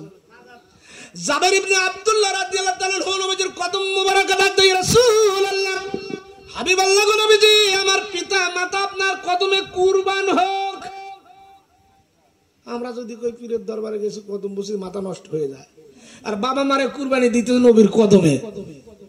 সাহাবী, আমার পিতা মাতা নবীজি আপনার কদমে কুরবান হয়ে যায়। আপনাকে জিজ্ঞাসা করতে যায় আপনার নবুয়ত কোন দিন থেকে আবশ্যক হয়েছে, আপনি নবী কোন দিন থেকে নবী? আল্লাহর নবী হযরত আলীকে একটা হাদিস শুনিয়ে দিলেন, জাবের ইবনে আব্দুল্লাহকে অন্য হাদিস শুনিয়ে দিলেন। নবীজি ডাক দেয়, ক্বালান নবী সাল্লাল্লাহু আলাইহি ওয়াসাল্লাম কুনতা নাবিয়া আদামু বাইনার রূহি ওয়াল জাসাদ। জোরে বলেন আল্লাহু আকবার। নবীজি জাবেরকে ডাক দেয়, জাবের তোমার নবী ওই দিনও নবী ছিল। কোন দিন নবী? আল্লাহর নবী কয় কুনতা নাবিয়া আদামু বাইনার রূহি ওয়াল জাসাদ। আদমকে বানানো হয়েছে, আদমের দেহের ভিতরে রূহ দেওয়া হয় নাই। রূহ আলাদা, দেহ আলাদা, রূহ আলাদা, বডি আলাদা, রূহ আলাদা, বডি আলাদা, রূহ আলাদা, স্ট্রাকচার আলাদা। আমি নবী তখনও নবী ছিলাম, আমি নবী তখনও নবী ছিলাম। তুমি মগা বুঝবা না, কারণ তুমি তো নবীর দুশমন, আবু জাহেলের বংশধর। কথা বলেন ঠিক না ঠিক? আমি নবী তখনও নবী, নবী হইয়াই পৃথিবীতে গেছেন। একটু আপনাদের আলোচনায় নিয়ে যায়, নবী ডাক দেয়, খেয়াল, নবী ডাক দেয় আদম আলাইহিস সালামকে যখন বেহেশত থেকে জমিনে প্রেরণ করা হলো, আমি নবী তখনও আদমের ভিতরেই ছিলাম। কোথায় ছিল? আসতেছি ঈদে মিলাদুন নবী। আমরা যে ঈদে মিলাদুন নবী পালন করতেছি, আপনাকে বলে যাই কোরআন থেকে আমি আবার যাব, আদম থেকে আবার নিয়ে আসবো। একটু আপনাদের দলিলটা দিয়ে যায়।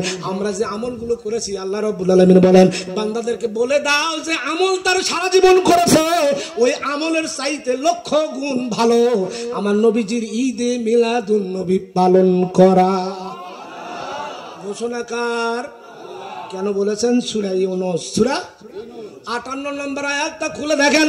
আল্লাহ রাব্বুল আলামিন তার হাবিব বলে, কুল আপনি বলে দিন বিফাদলিল্লাহি ওয়া বিরহমাতিহি ফাবিযালিকা ইয়াফরাহু হুয়া খায়রুম মিম্মা ইয়াজমাউন। হাবিব আপনি বলে দিন, আমি যে ফজল রহমত করণে, আমি যে রহমত আমার বান্দাদেরকে দান করেছি, আপনার উম্মতদেরকে দান করেছি, যে রহমত দান করেছি, এই রহমত পাওয়ার পরে তারা যেন খুশি হয়, খুশি হয়, ঈদ উদযাপন করে, খুশি উদযাপন করে। আমি যেহেতু আল্লাহ রহমত দিয়েছি, রহমতটা পাওয়ার পরে তারা যেন খুশি হয়। আর হাবিব আপনি বলে দিন, তারা যদি খুশি হতে পারে, জীবনে যা সঞ্চিত আমল করেছে, যে আমল নেক আমলগুলো করেছে, হুয়া খায়রুম মিম্মা ইয়াজমাউন, ইয়াজমাউন, যে আমলগুলো তারা সঞ্চিত করেছে ওই সঞ্চিত আমলের চাইতে এই ঈদ উদযাপন করাটা আমি আল্লাহর দরবারে বেশি উত্তম, বেশি খায়ের। জোরে বলে আল্লাহু আকবার। ঘোষণাকার। এখন এখানে আয়াতের অর্থ আল্লাহ বলেছেন যে রহমত দিয়েছি, এই রহমত পাবার পরে আমার বান্দারা যেন ঈদ উদযাপন করে খুশি হয়ে যায়। এখন প্রশ্ন করতে পারেন মুফতি আব্দুল লতিফ সিদ্দিকী, এখানে তো নবীর নাম বলে নাই, রহমতুল লিল আলামিন বলে নাই, বলছেনি মুহাম্মদ বলে নাই, এখানে আল্লাহ বলেছে রহমত। এই রহমত পাবার পরে আমরা খুশি হব। তাহলে রহমত দ্বারা আপনি কি বুঝাইতে চাচ্ছেন? আমি বুঝাইতে চাই না, আপনাকে নিয়ে যেতে চাই। কোথায় নিয়ে যাব? পৃথিবীর প্রথম এবং সর্বশ্রেষ্ঠ মুফাসসির যিনি রইসুল মুফাসসিরিন আব্দুল্লাহ ইবনে আব্বাস, আল্লাহু আকবার বলেন, নবীজির চাচাতো ভাই আল্লাহর নবী রহমতুল লিল আলামিন ঘুম থেকে উঠে দেখেন আব্দুল্লাহ ইবনে আব্বাস রাদিয়াল্লাহু তাআলা আনহু নবীজির খেদমত করার জন্য হাতে পানি লইয়া, বর্তনে পানি লইয়া, বদনাই পানি লইয়া চুপ করে দাঁড়িয়ে আছেন। নবীজি ঘুম থেকে উঠবেন, ওযু করবেন, ব্রাশ করবেন, ওযু করবেন, এই কারণে খেদমত করার জন্য আগে থেকেই রেডি হয়ে আছে। আজকে পীরের দরবারে যদি কেউ জোলা লইয়া থাকে, পানি লইয়া থাকে, ওনাদের মাথা গরম হয়ে যায়। কথা কয় না রে? আছে না নাই? পীরের দরবারে থাকার কারণে যদি খাদেম বলি তো আরো বেশি মাথা খারাপ। আসেন, খাদেম কোন জায়গা থেকে আসছে? নবীজির কদম মোবারক থেকে আসছে। আল্লাহর নবী ঘুম থেকে উঠে গিয়ে আব্দুল্লাহ ইবনে আব্বাস রাদিয়াল্লাহু তাআলা আনহু নবীজির গোলামি করার জন্য, খেদমত করার জন্য পানি বদনা লইয়া রেডি হয়ে আছে। আল্লাহর নবী চোখ মুসরাইতে মুসরাইতে তাকায় দেখে আব্দুল্লাহ ইবনে আব্বাস, কি ব্যাপার? কয় হুজুর আপনি উঠে পানি চাইবেন, এটা চাওয়া যেন না লাগে, এই কারণে আপনার গোলামি করার জন্য আমি আগে থেকেই প্রস্তুত হয়ে আছি। হুজুর নেন, আপনার পানির প্রয়োজন, আপনি ওযু করবেন। আল্লাহর নবী কয় তোমার খেদমতের কারণে আমি খুশি হয়ে গেছি। ওযু ফরমাইলেন, ওযু শেষ করে নামাজের আগেই ওই ওযু অবস্থায় আল্লাহর দরবারে হাত তুলে আল্লাহর নবী ফরিয়াদ করে, রব্বি কারীম, আমার চাচাতো ভাই রইসুল মুফাসসিরিন, আমার চাচাতো ভাই আব্দুল্লাহ ইবনে আব্বাস আমার যে গোলামি করে, খেদমত করে, এই খেদমত করার কারণে আমি সন্তুষ্ট হয়ে গেছি। আল্লাহ গো আপনিও সন্তুষ্ট হন, এই সন্তুষ্টর বিনিময়ে আমি আপনাকে কি দিব? আপনি কি দিবেন আমার এই চাচাতো ভাইকে? আল্লাহ গো আমি দোয়া করে গেলাম, পৃথিবীর সর্বশ্রেষ্ঠ মুফাসসির তারে বানায়া দেন। এই জন্য আল্লাহ নবী বলেছে পৃথিবীর সর্বশ্রেষ্ঠ সমস্ত মুফাসসিরের মাতার তাজ আমার চাচাতো ভাই রইসুল মুফাসসির আব্দুল্লাহ আব্বাস রাদিয়াল্লাহু তাআলা আনহু যদি একটা ফতোয়া দেয়, 1 লক্ষ মুফতি যদি একটা ফতোয়া দেয়, আর যদি আব্দুল্লাহ ইবনে আব্বাসের ফতোয়ার বিরোধী যায়, ওই 1 লক্ষ মুফতিকে লাত্তি দিয়ে ফেলে দিবা। আমার চাচাতো ভাই যেইটা বলেছে ওইটাই মেনে নিবা। ভাই আপনারা কি অসন্তুষ্ট? চলবে আলোচনা? একটি রাতই তো নবীজির ঈদে মিলাদুন নবী রাত। আসতেছি আদম থেকে নিয়ে আসবো, আমিও একটু আপনাদের বুঝাবো, জানাবো ঈদে মিলাদুন নবী, নবী কেমনি পৃথিবীতে আসলেন, ঠিক না বে ঠিক? ওইদিকে যাবো, একটু সময় নিচ্ছি। রাগ করতেছেন? আমরা চুক্তি করা বক্তা নই, আমরা চুক্তি করা বক্তা নয় যে বারবার ঘড়ি দেখবো কত বাজলো, শেষ করা দরকার। 1 ঘন্টা হয়েছে তো আসসালামু আলাইকুম, 1 লক্ষ শেষ। কথা কয় না? আছে না নাই? আজকে তাদের ডিমান্ড বেশি, তাদের চাহিদাও বেশি। আজকে তারা ফতোয়া দেয়, কিন্তু আপনারা নিজেরাও চিন্তা করে দেখলেন না যে 1 ঘন্টা ওয়াজ করে 80,000, 1 লক্ষ 20,000 চুক্তি করে আসলো, আপনার পকেট থেকে নুরানি কায়দায় 1 লক্ষ টাকা নিয়ে চলে গেল। মসজিদের উন্নয়ন হলো কি হলো না, আপনার কমিটি মরলো না বাঁচলো দেখার বিষয় নাই, মাইক্রো থেকে নামার আগে টাকা পেইড চাই। কথা হয় না? ওদের ডিমান্ড বেশি, ওদের চাহিদাও বেশি, মার্কেটও বেশি। আমরা বলি কোন জায়গাতে আসছে এলাহি ভাই? আমাদের মৌলানা দরবারের মৌলানা। কথা খা জোরে কর। হ্যাঁ জাকের ভাইয়েরা, আমাকে ভিন্ন চোখে দেখবেন না। হ্যাঁ আমার ইতিহাস, আমি ভিন্ন দরবারে মুরিদ হয়েছি, ঠিক আছে, কিন্তু 2018 সাল থেকে 2025 সাল এখন পর্যন্ত লেগে আছি। আর আগামী গত বছরের মানে এই মাঝামাঝি সময় আমাদের যিনি গদ্দিনিসীন মাস্টার তাজ, তেনার কাছে যাইয়া বললাম যে জাকেররা আমাকে একটু ভিন্ন চোখে দেখে, আমাকে দয়া করে তরিকা দেন। স্পষ্ট বলে যায় আমি নিজেই তরিকা, এবং এটা সাক্ষী আমাদের মুরব্বী, কুষ্টিয়ার মুরব্বী নেহারুল ভাই, তেনাকে সঙ্গে নিয়ে আমি বললাম আমাকে তরিকা দেন, কারণ জাকেররা আমাকে দেখলেই ওটা অমুক দরবারের মৌলানা। তা আমার এটা খারাপ লাগতেছে, আমি কাজ দিলাম সেই দিন। আমারা বলছে কি আপনি পাগল হয়েছেন? যেখানে খাজা বাবা এনায়েতপুরীর তরিকা আপনার সিনায়, ওই জায়গায় কি আর নতুন করে তরিকা দেওয়া লাগে? আপনাকে নিয়ে নিয়েছি, আপনি প্রত্যেকটা অনুষ্ঠান আমার করতেছেন, দরবার আমাদের করতেছেন, আমাদের এলাকায় আপনি প্রোগ্রাম করতেছেন। আমরা যদি রাজি খুশি, দয়াল বাবা যদি আপনার উপর রাজি খুশি না থাকতো, তাহলে এতগুলো এজাজতকে আপনি পাইতেন? কথা বলেন না?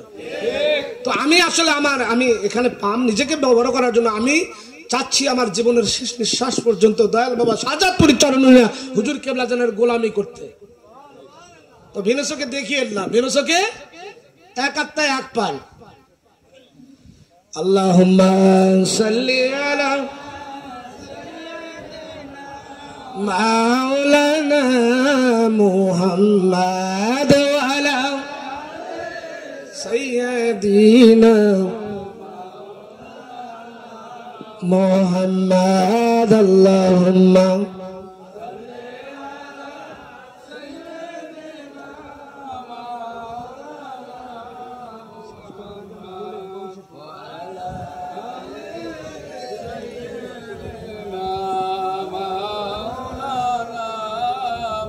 রাগ করলেন আপনারা, রাগ করছেন? আমার নবী পৃথিবীতে আগমন করেছেন, সুবহানাল্লাহ। তো রইসুল মুফাসসিরিন আব্দুল ইবনে আব্বাস বলেন, আমি ওযুর পানি দেওয়ার কারণে আল্লাহর নবী আমার জন্য দোয়া করেছেন। কি করেছেন? দোয়া করেছেন। আমি আপনাকে বললাম এর রহমত দ্বারা আপনি কি বুঝাবেন? এই কথা বুঝাইতে যাই আব্দুল ইবনে আব্বাস রাদিয়াল্লাহু তাআলার ঘটনা বললাম। এই রইসুল মুফাসসিরিন আব্দুল ইবনে আব্বাস, আমি গুনাহগারের কাছে 3 খণ্ড তাফসীরে ইবনে আব্বাস রয়েছে, আল্লাহু আকবার বলেন। তাফসীরে ইবনে আব্বাসের ভিতরে আয়াতের ছাড়ে নজুল, আয়াতের তরজমা তাফসীর খুলে দেখলাম আব্দুল্লাহ ইবনে আব্বাস রাদিয়াল্লাহু তাআলা বর্ণনা করতেছেন এখানে রহমত দ্বারা আল্লাহ কি বুঝাইছেন। আব্দুল্লাহ ইবনে আব্বাস রাদিয়াল্লাহু তাআলা বলেন, এই আয়াতের রহমত বুঝতে গেলে আপনাকে সূরা আল আম্বিয়ার 107 নম্বর আয়াতে যাওয়া লাগবে। আয়াত দ্বারা আয়াতের তাফসীর বোঝা লাগবে। আব্দুল্লাহ ইবনে আব্বাস গো, এই আয়াত দ্বারা ওই আম্বিয়ার 107 নম্বর আয়াত দ্বারা আপনি কি বুঝান? আল্লাহ রাব্বুল আলামিন ওখানে বলতেছেন, ওমা আরসালনাকা ইল্লা রাহমাতাল লিল আলামিন।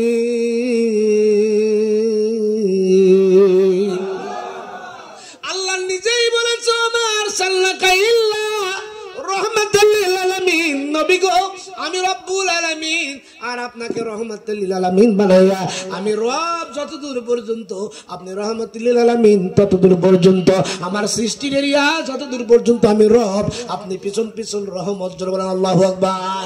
নবীজির চাচা রাসূল মুফাসসির আব্দুল আব্বাস রাদিয়াল্লাহু বলেন, এই রহমত দ্বারা আল্লাহর নবী রহমাতুল লিল আলামিনকে বুঝাইছেন। তার মানে রহমাতুল লিল আলামিন আপনাদেরকে দেওয়ার কারণে, উম্মতদেরকে দেওয়ার কারণে, মুসলমান মানুষের ভিতরে দেওয়ার কারণে আল্লাহ নিজেই বলছে, কুল বিফাদলিল্লাহি ওয়া বিরহমাতিহি ফাবিযালিকা। আল্লাহু আকবার বলেন। আমি যে রহমত দিয়েছি তারা যেন ঈদ উদযাপন করে, খুশি উদযাপন করে, এটা তার জীবনের সঞ্চয় নেকের চাইতেও অতি উত্তম। তার মানে ঈদে মিলাদুন নবী পালন করা জীবনের সমস্ত নেকির চাইতে ভালো। ঘোষণা কার? জোরে বলেন। আমরা করব কি করব না? জোরে বলেন, করব কি করব না? আসেন, আদম মনে আছে তো? কি হয়েছে ভাই? আল্লাহুম্মা সাল্লি, আলোচনা 3-4 দিনেও শেষ হবে না।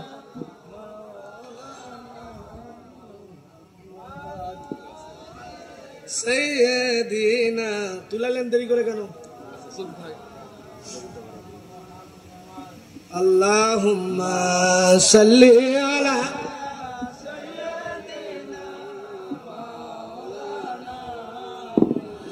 ওয়ালা আলে।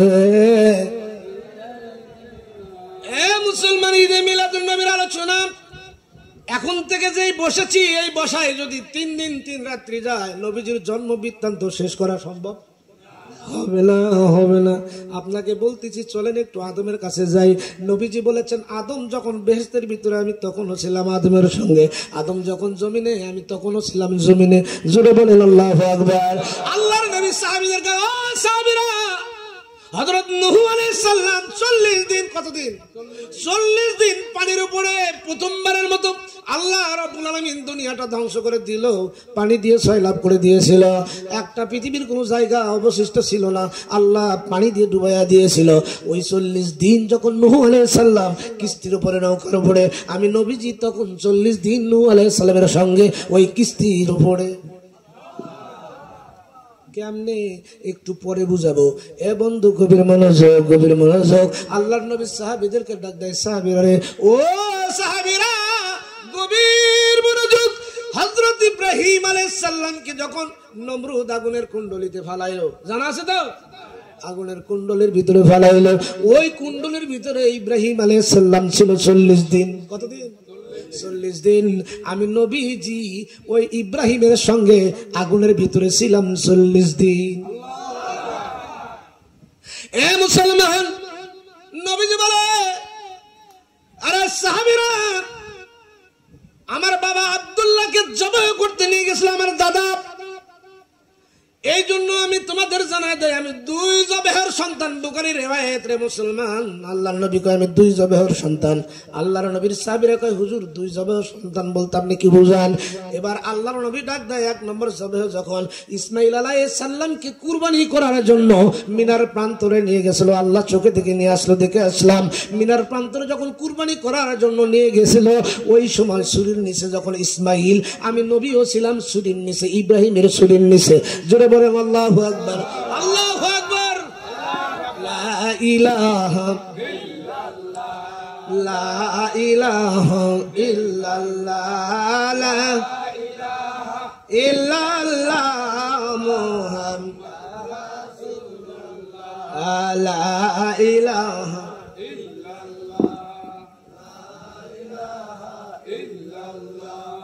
লা ইলাহা ইল্লাল্লাহ, মুহাম্মাদুর রাসূলুল্লাহ, হাসবি রব্বি জাল্লাল্লাহ, মাফি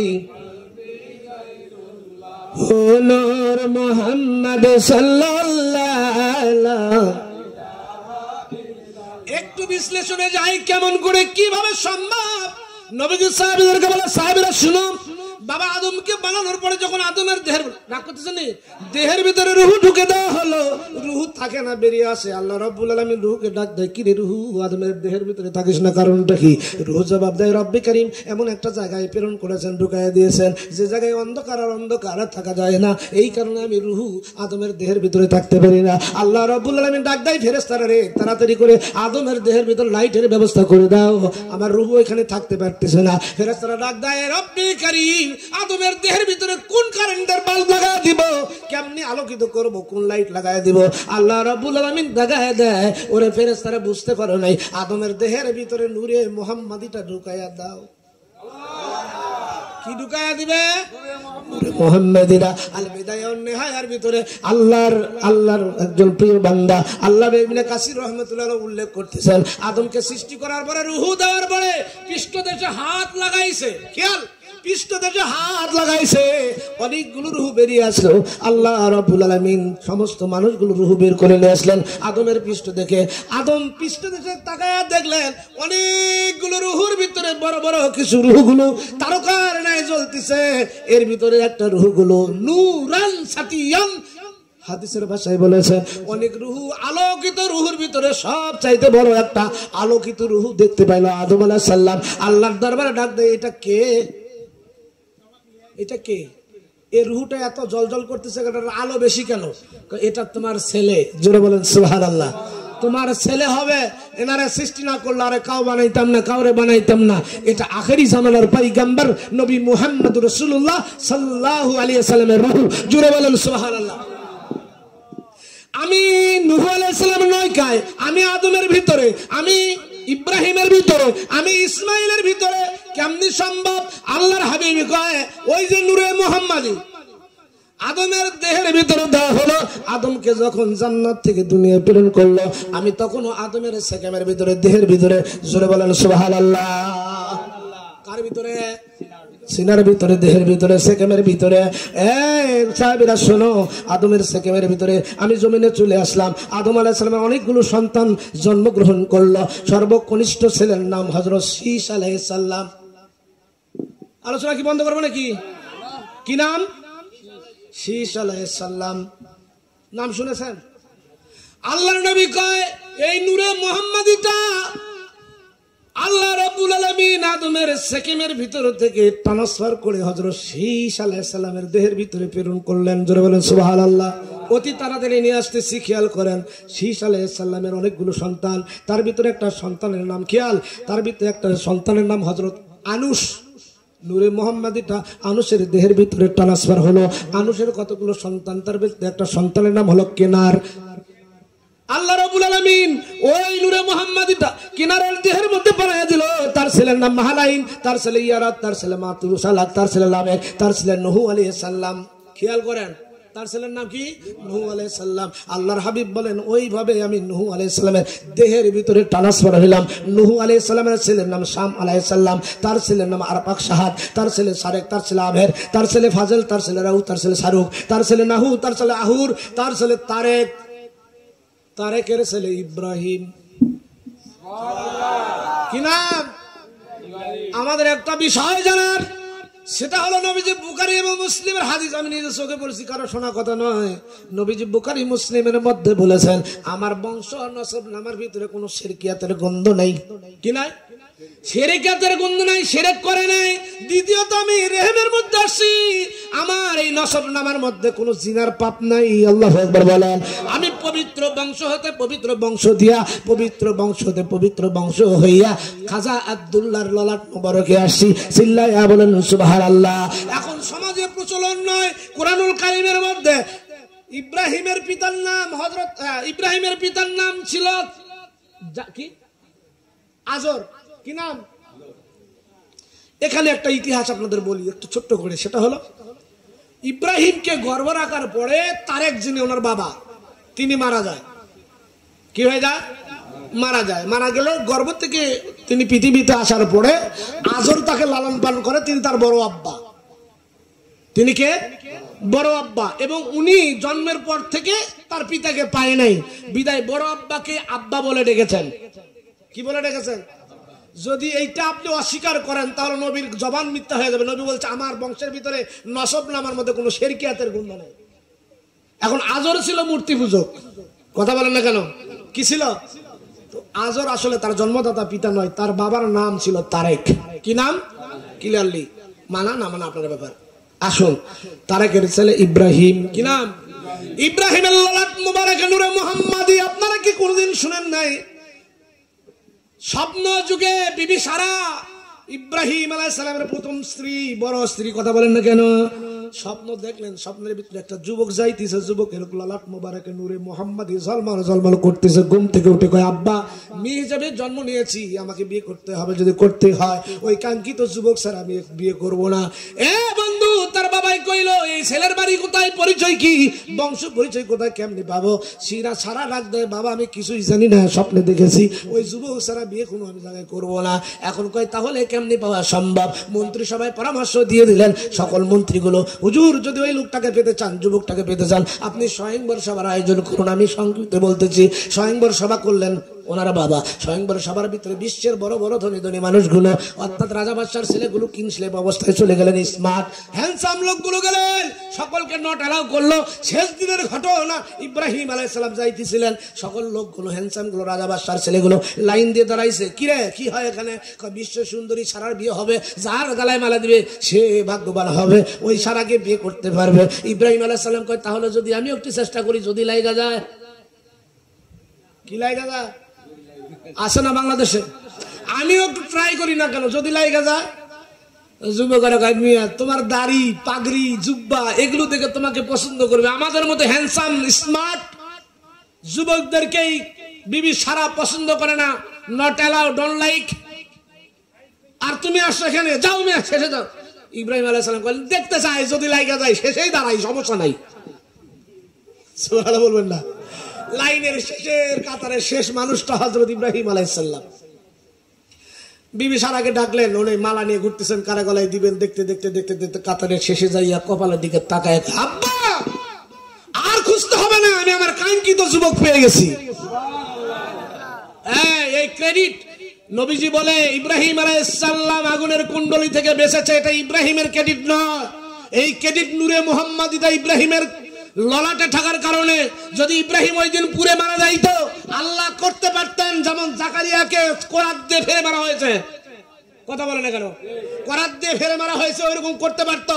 কিন্তু আল্লাহ যদি করতো তাহলে নূরে মুহাম্মাদি আব্দুল্লাহ পর্যন্ত পৌঁছতে না। বুঝেন নাই? ক্রেডিটটা কার? আল্লাহু আকবার বলেন। নবীর ক্রেডিট, নবীর কার ক্রেডিট? এই হলো নবীর ক্রেডিট, কারণ নূরে মুহাম্মদের ইব্রাহিমের ভিতরে। তো বিবি সারা কয় পাইছি, কয় ঠিক আছে। এখন এই কাঙ্ক্ষিত যুবককে বিয়ে করলেন বিবি সারা ওই নূরে মুহাম্মাদের কারণে, কিন্তু ভাগ্য বড়, নসিব বড় খারাপ, বিবি সারার সন্তান হয় না। দাসীর দ্বারা বিয়ে দিলেন হযরত হাজেরা। কি নাম? নূরে মুহাম্মাদিটা ইসহাকের কাছে না যাইয়া নূরে মুহাম্মাদি ট্রান্সফার হয়ে গেল হাজেরার সন্তান হযরত ইসমাইলের ভিতরে। সুবহানাল্লাহ বলেন। এগুলো তথ্য দিচ্ছি, আপনারা কি বেজার হইতেছেন? আল্লাহুম্মা সাল্লি আলা, তাড়াতাড়ি শেষ করবে বন্ধু, গভীর মনোযোগ। নবী ইব্রাহিমের ছেলের নাম কি? ইসমাইল। জানেন তো ইসমাইল আলাইহিস সালাম, ইসমাইলের ছেলের নাম কিদার, তার ছেলে নাম আরাম, তার ছেলে আওয়াস, তার ছেলে মাজিদ, তার ছেলে সুমাই, তার ছেলে জারা, তার ছেলে নাহেস, তার ছেলে মাকসার, তার ছেলে আহাম, তার ছেলে জয়ান, তার ছেলে আই, তার ছেলে আরু, তার ছেলে ইয়ালহাম, তার ছেলে ইয়াজাল, তার ছেলে ইয়াসরি, তার ছেলে সুবর, তার ছেলে হামদান, তার ছেলে আদায়া, তার ছেলে ওবাইদা, তার ছেলে আসকার, তার ছেলে ওয়েস, তার ছেলে নাহেস, তার ছেলে জাহেম, তার ছেলে তারেখ, তার ছেলে ইয়ারলাব, তার ছেলে বালদাক, তার ছেলে হাজার, তার ছেলে নাজেদ, তার ছেলে আউন, তার ছেলে উবাই, তার ছেলে কিয়ামাল, তার ছেলে পোস, তার ছেলে আউস, তার ছেলে সালমান, সালমানের ছেলে হামিসি, হামিসির ছেলে আউব, আউবের ছেলে আদনান, আদনান, আদনান, আদনান, আদনান, আদনান। সুবহানাল্লাহ বলেন। ওটি নিকটবর্তী নবীজির বংশের কাছে এসেছে। আদনান, আদনানের ছেলের নাম আদনান, আদনানের ছেলের নাম হযরত সালমান, তার ছেলে হামিসি, তার ছেলে আউব, তার ছেলে ইলিয়াস, তার ছেলে মাদারেক, তার ছেলে খুজাইমা, খুজাইমার ছেলে কেনানা, তার ছেলে নজর, তার ছেলে মালেক, মালেকের ছেলে পাহাড় বা ফিল, তার ছেলে গালেব, গালায়েবের ছেলে লুয়াই, লুয়াইয়ের ছেলে কাব, কাবের ছেলে মোর্রা, মোর্রার ছেলে কিলাব, কিলাবের ছেলে কুশাই, কুশাইয়ের ছেলে আব্দে মান্নাব, আব্দে মান্নাবের ছেলে আব্দে হাশেম, আব্দে হাশেমের ছেলে আব্দুল মুত্তালিব। নূরে মুহাম্মদ এটা ট্রান্সফার সূত্র ঠিক আছে তো? কোন জায়গায় জোরে বলেন? আব্দুল মুত্তালিব নবীজি ডাক দেয়, সাহাবীরা শোনো, রাগ করবেন কিনা জানি না, আলোচনা অনেক আছে, কইছি শেষ করা সম্ভব না। আব্দুল মুত্তালিব নবীজি ডাক দেয়, সাহাবীরা শোনো, আমার দাদা আব্দুল মুত্তালিবের সেকেমের ভিতরে আমি নূরে মুহাম্মাদি, আল্লাহু আকবার বলে, আমি আমার দাদার ভিতরে ছিলাম না। আমার দাদা তখনও বিয়ে করে নাই, সিরিয়ায় গেল ব্যবসা করার জন্য। সিরিয়ার পাদ্রী ডেকে বলল, ওই কাবেলার ভিতরে একজন যুবক দেখা যায়, যুবকটা কেন ব্যতিক্রম দেখা যায়, তার আমার কাছে নিয়ে আসো, তার বংশের পরিচয় জানতে চাই। ডেকে নিয়ে আসলেন। বাবা তোমার নাম কি? আমার নাম আব্দুল মুত্তালিব। খেয়াল করেন, আমার নাম আব্দুল মুত্তালিব। তোমার বাঙালি কোথায়? আমার বাড়ি মক্কা নগরীতে। তোমার বংশ বোধহয় কুরাইশ বংশ। আল্লাহু আকবার বলেন। অবশ্যই আমার বংশ কুরাইশ বংশ। বাবা আমি তোমার দেহটা একটু পরীক্ষা করতে চাই। আব্দুল মুত্তালিব কয়, খবরদার পাদ্রী, আমার গুপ্ত অঙ্গ আপনাকে দেখতে দিব না। পাদ্রী কয়, বাবা তোমার গুপ্ত অঙ্গ দেখার কোনো আমার প্রয়োজন নাই। এ মুসলমান, আরবের মধ্যে উল্লেখ করতেছেন আল্লামা ইবনে কাসির রাহমাতুল্লাহ বলে, বাবা তোমার গুপ্ত অঙ্গ দেখার দরকার নাই, তোমার নাসিকাটা একটু পরীক্ষা করতে চাই। আব্দুল মুত্তালিব বলে, ঠিক আছে পরীক্ষা করেন, কোনো সমস্যা নাই। নাসিকা পরীক্ষা করার পরে এই পাদ্রী একটা চিৎকার দিয়েছে, বাবা আব্দুল মুত্তালিব ব্যবসা করার প্রয়োজন নাই, তাড়াতাড়ি বাড়ি যাও, বাড়ি যাও, বাড়ি যাইয়ে বিয়ে করে ফেলো, কারণ আমি পরীক্ষা করে দেখলাম তোমার এক হাতে বাদশাহী আর এক হাতে নবুয়ত, এক হাতে বাদশাহী এক হাতে নবুয়ত। যাও তাড়াতাড়ি বিয়ে করে ফেলো, তোমার বংশের ভিতর নবী আসবে। আব্দুল মুত্তালিব চলে আসলেন, আমার দাদা বাড়িতে আসলেন। আসার পরে জোহরা গোত্রের ভিতরে আমার দাদিকে বিয়ে করলেন। খুব সংক্ষিপ্ত বলতেছি, জোহরা গোত্রের ভিতরে আমার নবী আমার দাদা বিয়ে করলেন। বিয়ে করার পরে খেয়াল করেন, বিয়ে করার পরে আমার বড় চাচা হযরত হারিস জন্ম নিল। নাম কি? হারিস জন্মগ্রহণ করলো। আমার দাদা ঘুমিয়েছিলেন একদিন রাত্রি বেলা, কে যেন স্বপ্নের ভিতরে বলে, আব্দুল মুত্তালিব জমজম খনন করো। আমি জমজম কি এটা বুঝতে পারলাম না, ঘুমায় থাকলাম। পরের দিন রাত্রিবেলা আবারও আমাকে ডাক দেয়, আব্দুল মুত্তালিব জমজম খনন করো। কালের প্রবর্তনে জমজমটা মাটির সঙ্গে মিশাইয়া দিয়েছে, জমজম খুব খনন করতে হবে। আব্দুল মুত্তালিব ওই দিনও বুঝতে পারি নাই। দ্বিতীয় দিন গেল, তৃতীয় দিন রাত্রিবেলা আবারও ডাক দেয়, আব্দুল মুত্তালিব জমজম খনন করো। এবার জবাব দিলাম, কি জমজম, কেন আমারা করতে বলেন? জমজম আবার কি, কোন জায়গায় এটা অবস্থিত? আমার স্বপ্নের মধ্যে দেখানো হলো, আব্দুল মুত্তালিব ঘুম থেকে উঠবা, কাবা শরীফের সামনে, এই এলাকার লোকেরা হবল মূর্তির সামনে যে জায়গায় পশু বলি দেয়, ওর সামনে তাকায় দেখবে একটা পিঁপড়ার ভাষা রয়েছে। ওই পিঁপড়ার ভাষার কাছে একটা সাদা কাক। কাক তো সচরাচর কি হয়? কালো হয়, কিন্তু সাদা কাক এক জায়গায় মাটিতে ঠোকর দিবে, ওই জায়গায় তুমি কোদাল দিয়ে খুঁজে দেখবা, ওই জায়গায় জমজম কূপ পাওয়া যাবে। এই সাবিরা, পরের দিন সকালবেলা আমার চাচা হারেসকে সঙ্গে লইয়া আমার দাদা জমজম কূপ খনন করতে গেল। ঠিক যেই জায়গায় দেখাই দিছে ওই জায়গায় খুঁড়তেছিল। খুঁড়তে খুঁড়তে খুঁড়তে খুঁড়তে আরবের লোকেরা কয়, কি ব্যাপার, আমরা হাবল মূর্তির সামনে কুরবানি করি, আমরা উৎসর্গ করি, ওই জায়গায় তুমি খুঁড়তেছো, কারণটা কি, জায়গা নষ্ট করতেছো কেন? এ বন্ধু, আমার দাদা কয়, খবরদার আমার সাথে বিরোধিতা করে না, একটা জমজম কূপ রয়েছে, আল্লাহ রাব্বুল আলামিনের পক্ষ থেকে খোঁড়ার হুকুম হয়েছে, আমি জমজম কূপ খুঁড়ব। এ বন্ধু, জমজম কূপ ঘুরতে ঘুরতে এক পর্যায়ে পানি যখন বেরিয়ে আসলো, আল্লাহু আকবার বলেন, ছোট করে বললাম, পানি যখন বেরিয়ে আসলো, এখন জমজম কূপটা খনন হয়ে গেছে। জমজম কূপ, মক্কায় সে সময় পানির খুব দরকার ছিল। জমজম কূপ খোনানোর পরে সমস্ত আরববাসী, মক্কা নগরের লোকেরা এই জমজম কূপ নেওয়ার জন্য আমার দাদার কাছে হামলা দিল। আমার দাদা বলল, খবরদার, আমি সম্ভ্রান্ত ব্যক্তি, কাবা শরীফের মুতাওয়াল্লির দায়িত্ব আমার কাছে রয়েছে, এই কূপের দায়িত্ব আমার কাছে থাকবে। আরবের বড় বড় সম্ভ্রান্ত লোকেরা, বংশভূত লোকেরা তরবারি খুলল যুদ্ধ করার জন্য। আমার দাদা চিন্তা করলো, আজকে যদি একটা সন্তান হইয়া 10টা সন্তান আমার পিছনে থাকতো, কাটিয়া সব এক জায়গায় করতেন। কথা বলেন না? আমি ছোটবেলায় শুনেছিলাম, যার যত সন্তান হবে তার লাঠির জোর তত বেশি। আছে না, একটা প্রচলন ছিল না? এটা সরকার পরিবর্তন করেছে। কি বলেন? বেশি, 2টা সন্তানের বেশি নয়। এখন আবার স্লোগান পালাইছে, একটার বেশি নয়, মানে 2টার বেশি নয়, একটা হলে ভালো হয়। আছে না নাই? তো সেই সময় এটা ছিল যে যদি 10টা সন্তান থাকতো তাহলে কি হইতো, আমার সঙ্গে কেউ পারতো না। তো উনি জমজম কূপ থেকে উঠে কাবা শরীফ তাওয়াফ করলেন, আল্লাহর দরবারে ফরিয়াদ করলেন, 10টা সন্তান যদি আমাকে দান করো, আমি এই কাবা শরীফ আল্লাহর কাছে ওয়াদা করলাম, একটা সন্তানকে কুরবানি করব। কি করবেন? কুরবানি করব।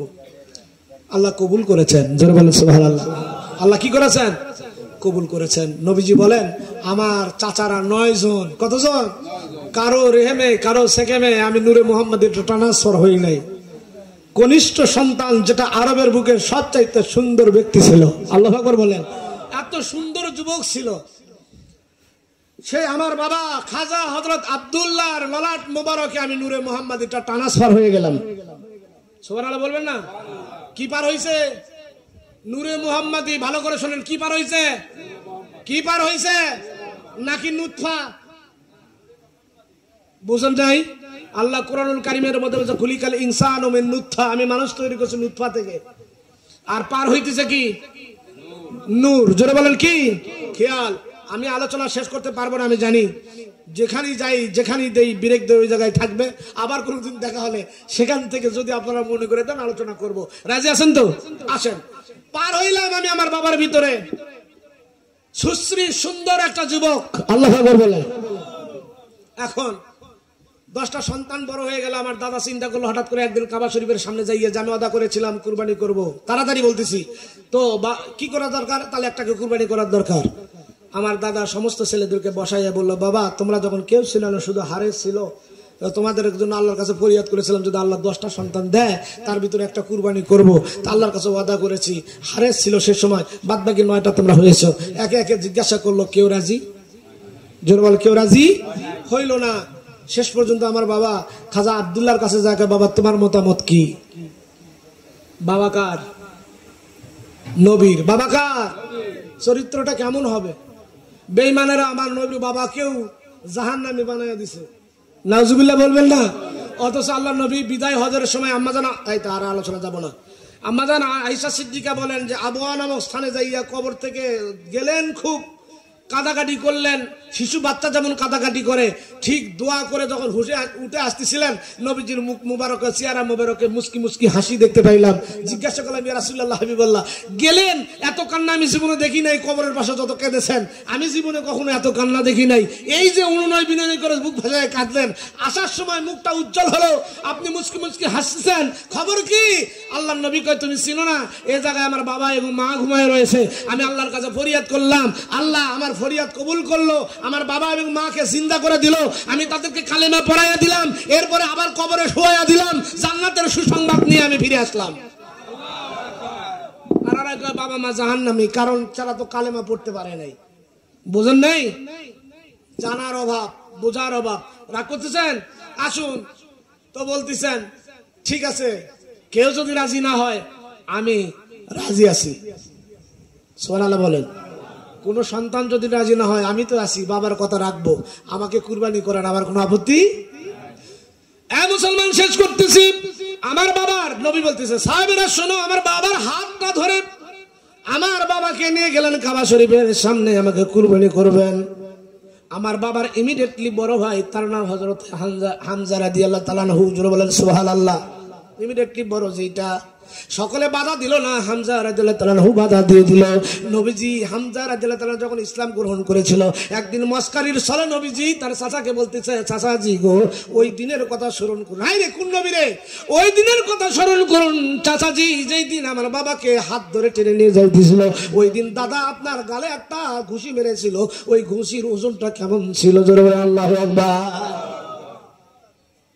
হামজা রাদিয়াল্লাহু তাআলা আমার ছোট ভাই, ইমিডিয়েটলি ছোট, তারে কুরবানি করবেন, হতে পারে না আমারে কুরবানি করেন, কয় না কুরবানি নয়, রাজি হয়েছে যেহেতু আব্দুল্লাহ তারে কুরবানি করবো। কাবা শরীফের সামনে নিয়ে গেলেন, মক্কা নগরীর সমস্ত লোকগুলো বাধা দিয়ে দিল। এক পর্যায়ে বললো ঠিক আছে, কুরবানির বদলে আমরা চলে যাই সিরিয়ায় পাদ্রির কাছে, পাদ্রি যে ফয়সালা দিবে সেটাই হবে। পাদ্রির কাছে গেলাম, পাদ্রি ফয়সালা দিয়ে দিল যে এই কুরবানির বদলে তোমার দেশে কিসাস কিভাবে হয়, একজন মানুষকে মেরে ফেললে তার কিসাস কি দিয়ে হয়, আমার দেশে কিসাস হয় একটা মানুষকে মেরে ফেলে দিলে তার বিনিময়ে 10টা উট ওই ব্যক্তি অর্থাৎ বাদী পক্ষকে দিতে হয়। বুঝতে পারতেছেন, বাদী পক্ষকে দিতে হয়। তো ঠিক আছে, এখন এই পাদ্রী বলে দিল 10টা করে উট লাগাই দিবেন, আল্লাহর দরবারে লটারি টানবেন, যদি লটারিতে উটের নাম আসে তাহলে আপনার ছেলেকে কুরবানি করতে হবে না।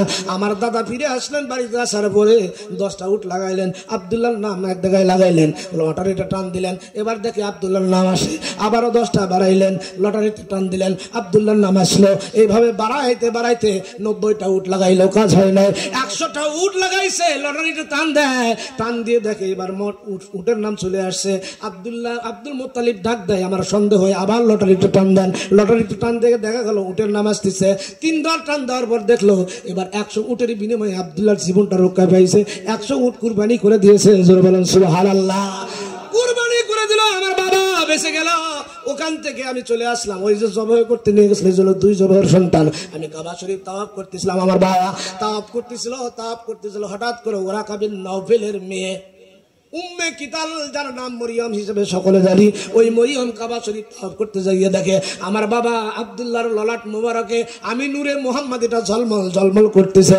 ডাক্তার আব্দুল্লাহ রে, তোর ললাট মোবারকে আখেরি জামানার নবী মুহাম্মদ রাসূলুল্লাহ সাল্লাল্লাহু আলাইহি ওয়াসাল্লাম নূরে মুহাম্মাদি দেখা যায়। আব্দুল্লাহ রে, তুই আমারে বিয়ে করবি নাকি?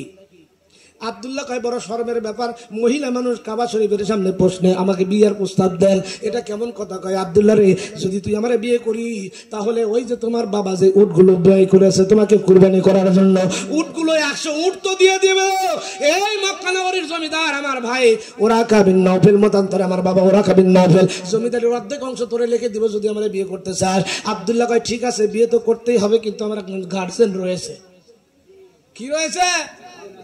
আজকের যুবকের ছেলে পেলে, আজকালকে ভিডিওতে দেখলাম ফেসবুকে, কি করব চলে আসে, না চাইলেও আসে, ভাগিনা তার মামি সঙ্গে সম্পর্ক করেছে, নাউজুবিল্লাহি মিন যালিক, ওইটাকেও ভাগি নিয়ে যায় কি যায় না? বাস্তব প্রেক্ষাপটে এটাই।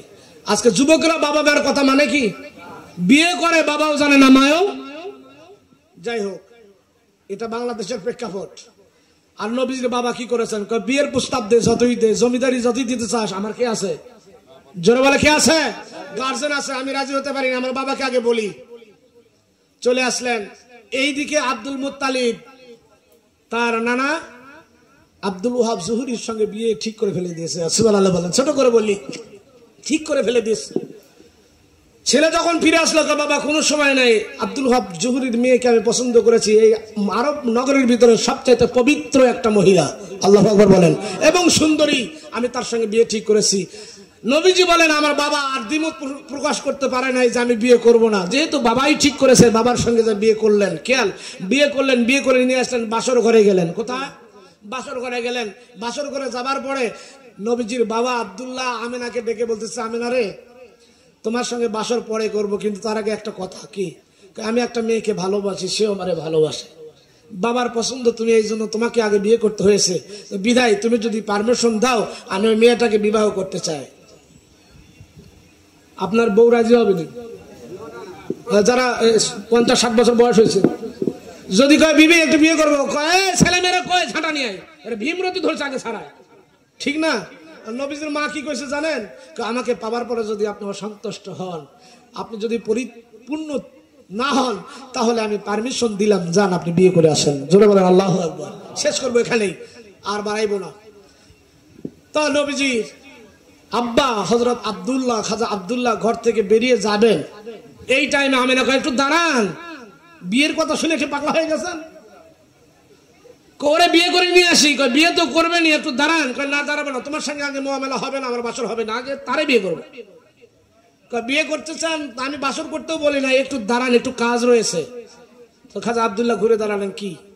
তো এখন আমার দিকে তাকান, দুইটা হাত এভাবে ধরেছে, এই যে দাবনা দুটা, জানো ধরার পরে নবীজির বাবা কপালে, আমেনা বলছে কিচ্ছু না, বাসর করতে বলবো না, দাঁড়ান একটু। দুইটা হাত ধরে কপালে একটা কি লাগাইছে, কি লাগাইছে? চুমা লাগাইছে। কথা বলেন না ঠিক বেটি? আজকে তো চুমাও বুঝি না, আমরা পীরের কদমে চুমা খাই, আর ওরা ফতোয়া দেখায়, সেজদা করে। কথা কয় না কেন? আমরা পীরের কদমে খাই চুমা, কি খাই? চুমা। আর ওরা ফতোয়া দেখায়, সেজদা করে। আরে মিয়া, সেজদা নয়, চুমা। কথা বলেন না কেন? কদম বুসি, কদম শব্দের অর্থ হলো পা, বুচা শব্দের অর্থ চুমা দেওয়া, পায়ে চুমা দেওয়া। কি দেওয়া? পায়ে চুমা দেওয়া। এসব অসংখ্য দলিল আমাদের কাছে রয়েছে। আমি আপনাদের বলে যাই, যদি কোনো গুনাহ হয় আমাকে হাসরের ময়দানে ধরবেন। আমি আপনাকে বলে যাই, আপনার যদি কোনো উস্তাদ থাকে, উস্তাদের পায়ে চুমা দিবেন, মায়ের পায়ে চুমা দিবেন, সেজদা নয়, চুমা দিবেন। বাপের পায়ে চুমা দিবেন, বড় ভাইয়ের পায়ে চুমা দিবেন, উস্তাদের পায়ে চুমা দিবেন, শিক্ষকের পায়ে চুমা দিবেন, পীরের কদমে চুমা দিবেন। কথা কি বুঝাইতে পারছি? জালালউদ্দিন রুমি রহমতুল্লাহ আলাইহি বলেছেন, কোন সন্তান যদি মায়ের পায়ে অথবা বাবার পায়ে চুমা দেয়, ওই চুমা আল্লাহর জান্নাতের চৌকাটে লাগে। কোথায় লাগে? আল্লাহর জান্নাতের চৌকাটের লাগে। আর কোন মুরিদ যদি তার পীরের কদমে চুমা দেয়, ওই চুমা আল্লাহর কুদরতি পায়ে লাগে। সেজদা দিতে গেলে 8টা শর্ত লাগে। কয়টা? পবিত্রতা লাগবে, অর্থাৎ ওযু গোসল লাগবে, লাগবে কিনা? জায়গা পবিত্র লাগবে, লাগবে কিনা? এরপরে আপনাকে রুকু করতে হবে, রুকুর তাসবিহ থাকতে হবে। সেজদা দিবেন, কপাল মাটিতে ঠেকবে, নাক মাটিতে ঠেকবে, আছে না নাই? ঠেকবে, পবিত্রতা থাকবে, সেখানে তাসবিহ পড়তে হবে, সুবহানা রাব্বিয়াল। কিন্তু কদম মুসি করতে গেলে কোনো পবিত্রতার প্রয়োজন নাই, তাসবিহর প্রয়োজন নাই, রুকুর প্রয়োজন নাই। যে কোনো অবস্থায়, যে কোনো হালতে পায়ে চুমা দিতে পারেন। কথা কি বুঝাইতে পারছি? চুমা দিছে, কি দিছে? কয় বাবা চুমা দেওয়ার পরে এখন যান, আল্লাহু আকবার বলবেন, এখন যান, বিয়ে করেন। আব্দুল্লাহ বলেন, ঠিক আছে আমি এখন যাই। আনন্দ চিত্তে, যেহেতু বউ একটা ঘরে আছে আর একটা বউ করতে যাইতেছে, দৌড় দিয়েছে। ওরা কাবির ন ফেলে বাড়ি যাক, মারিয়াম আমারে বিয়ে করতে চাইছিলি, আমি রানী। আয় শোনা মাত্র আলাবেদায় অন্যায়া মায়ে বললা, দুনিয়ার মধ্যে দেখলাম নবীজির বাবার ডাক শুনে মরিয়ম উম্মে কিতাল দেরি করে নাই, তাড়াতাড়ি করে বাড়ি থেকে দূরে সাইরে, আমার কাঙ্ক্ষিত পুরুষ আমার কাছে আসছে, বিয়ে করা লাগবে। কাছে আসে সামনাসামনি দাঁড়ায়া বুকটা কালো করে দিয়েছে। কিরে আব্দুল্লাহ, ব্যাপার কি? তুই কি বিয়ে করেছিস? আরে উম্মে কিতাল, বিয়ে করেছি। ওই আল্লাহর কসম করে বলি, এখনো বাসরও করি নাই, তোমার বিয়ে করব। বিয়ে করার পরে তোমার সঙ্গে আমার বাসর হবে। এরা মুন্সির দল, নবীর নূরে মুহাম্মাদি থেকে সৃষ্টি, আর তুমি আর আমি কিসের সৃষ্টি? একটু খেয়াল করেন আল্লাহর নবীর এই ঘটনা। উম্মে কিতাল বলে, তোমার ভিতরে তোমার যে দেখিয়া তোমার বিয়ে করতে চাইছিলাম, যেটা দেখার পরে তোমার বিয়ে করতে চাইছিলাম, তোমার চেহারার দিকে তাকায় দেখি মহাজন তো আর নাই, বিয়ে করেছো নাকি? আল্লাহর কসম করে বলে বিয়ে করেছি, কিন্তু বাসর করে নাই। বাসর করার নাই, তাহলে নূরে মুহাম্মাদি তো ওই মহাজন কই গেল? তুমি একটু দাঁড়াও, আমি ভিতর থেকে আসি। ভিতরে যাইয়া ওরা গাবিন নবেল তাওরাত জাবুর ইনজিলের হাফেজ ছিল, শুধু হাফেজ ছিল না, তিনি তাফসীর কারক ছিল। ডাকিয়া কয়, আব্বু অথবা বড় ভাই, আমি আব্দুল্লাহকে বিয়ে করতে চাই। কি বলবো, আল্লাহর কিতাবগুলো, তাওরাত জাবুর ইনজিল কিতাব রিসার্চ করে দেখেছি, আব্দুল্লাহ লরেটের নূরে মুহাম্মাদি বিয়ে করার জন্য আমি সর্বশ্রেষ্ঠ মা হিসাবে দুনিয়ায় জাহির হয়ে যাবে। এই কারণে আব্দুল্লাহকে বিয়ে করতে চাইছিলাম নূরে মুহাম্মাদিতে আমার গর্বে নেওয়ার কারণে, নেওয়ার জন্য। কিন্তু তারে বিয়ের প্রস্তাব দিলাম, সে আমেনারে বিয়ে করেছে, এখনো বাসর করে নাই। কিন্তু আব্দুল্লাহর ললাটে কপালে কেন নূরে মুহাম্মাদি নাই? আমি তো জানতে চাই। ওরা কামিন নফল চক্ষুটা বন্ধ করে মা যদি বিয়ে করে থাকে সর্বনাশ হয়ে গেছে। কি হয়েছে?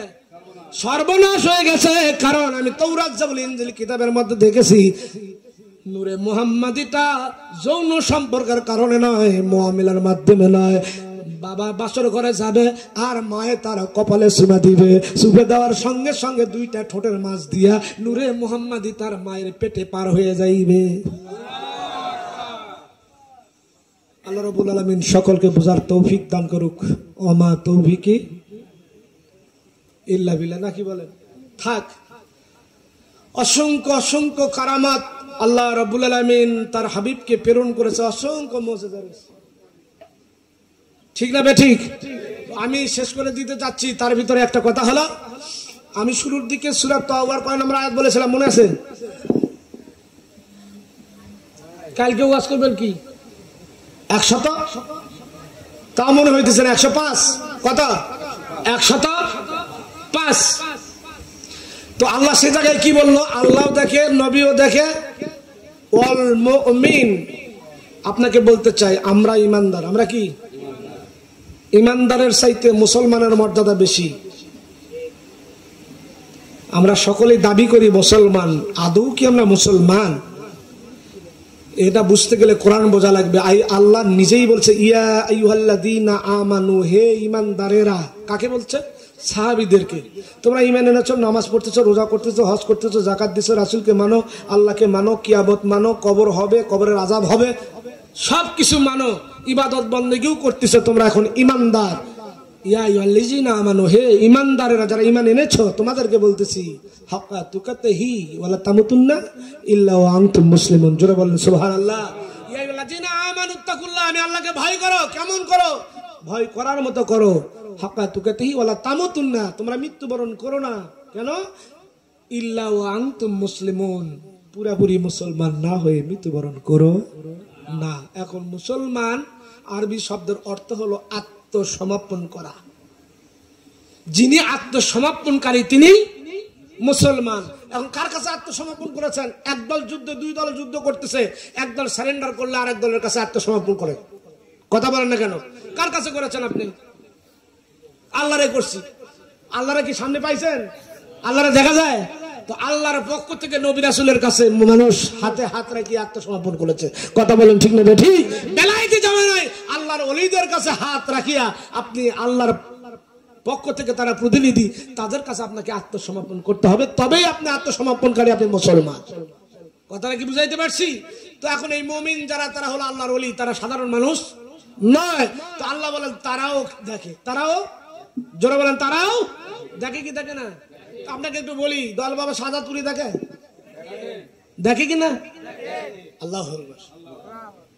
কিছুক্ষণ আগেই আমার ভাই একটা গল্প করলো, সেখান থেকে আপনাকে জানাতে চাই। কোন একটা দরবারের অনুষ্ঠানে আমার মেয়ে ভাই, অত্র এলাকার মুরব্বী, সন্তান তো আমরা অনেকেই জন্ম দেই, অনেকেই আমরা বাবা মা আছে আমাদের, কিন্তু ভাগ্য গুণে নেক সন্তান পাওয়াটাও, কথা বলেন না কেন, সুযোগ্য সন্তান হওয়াটাও একটা ভাগ্যের ব্যাপার।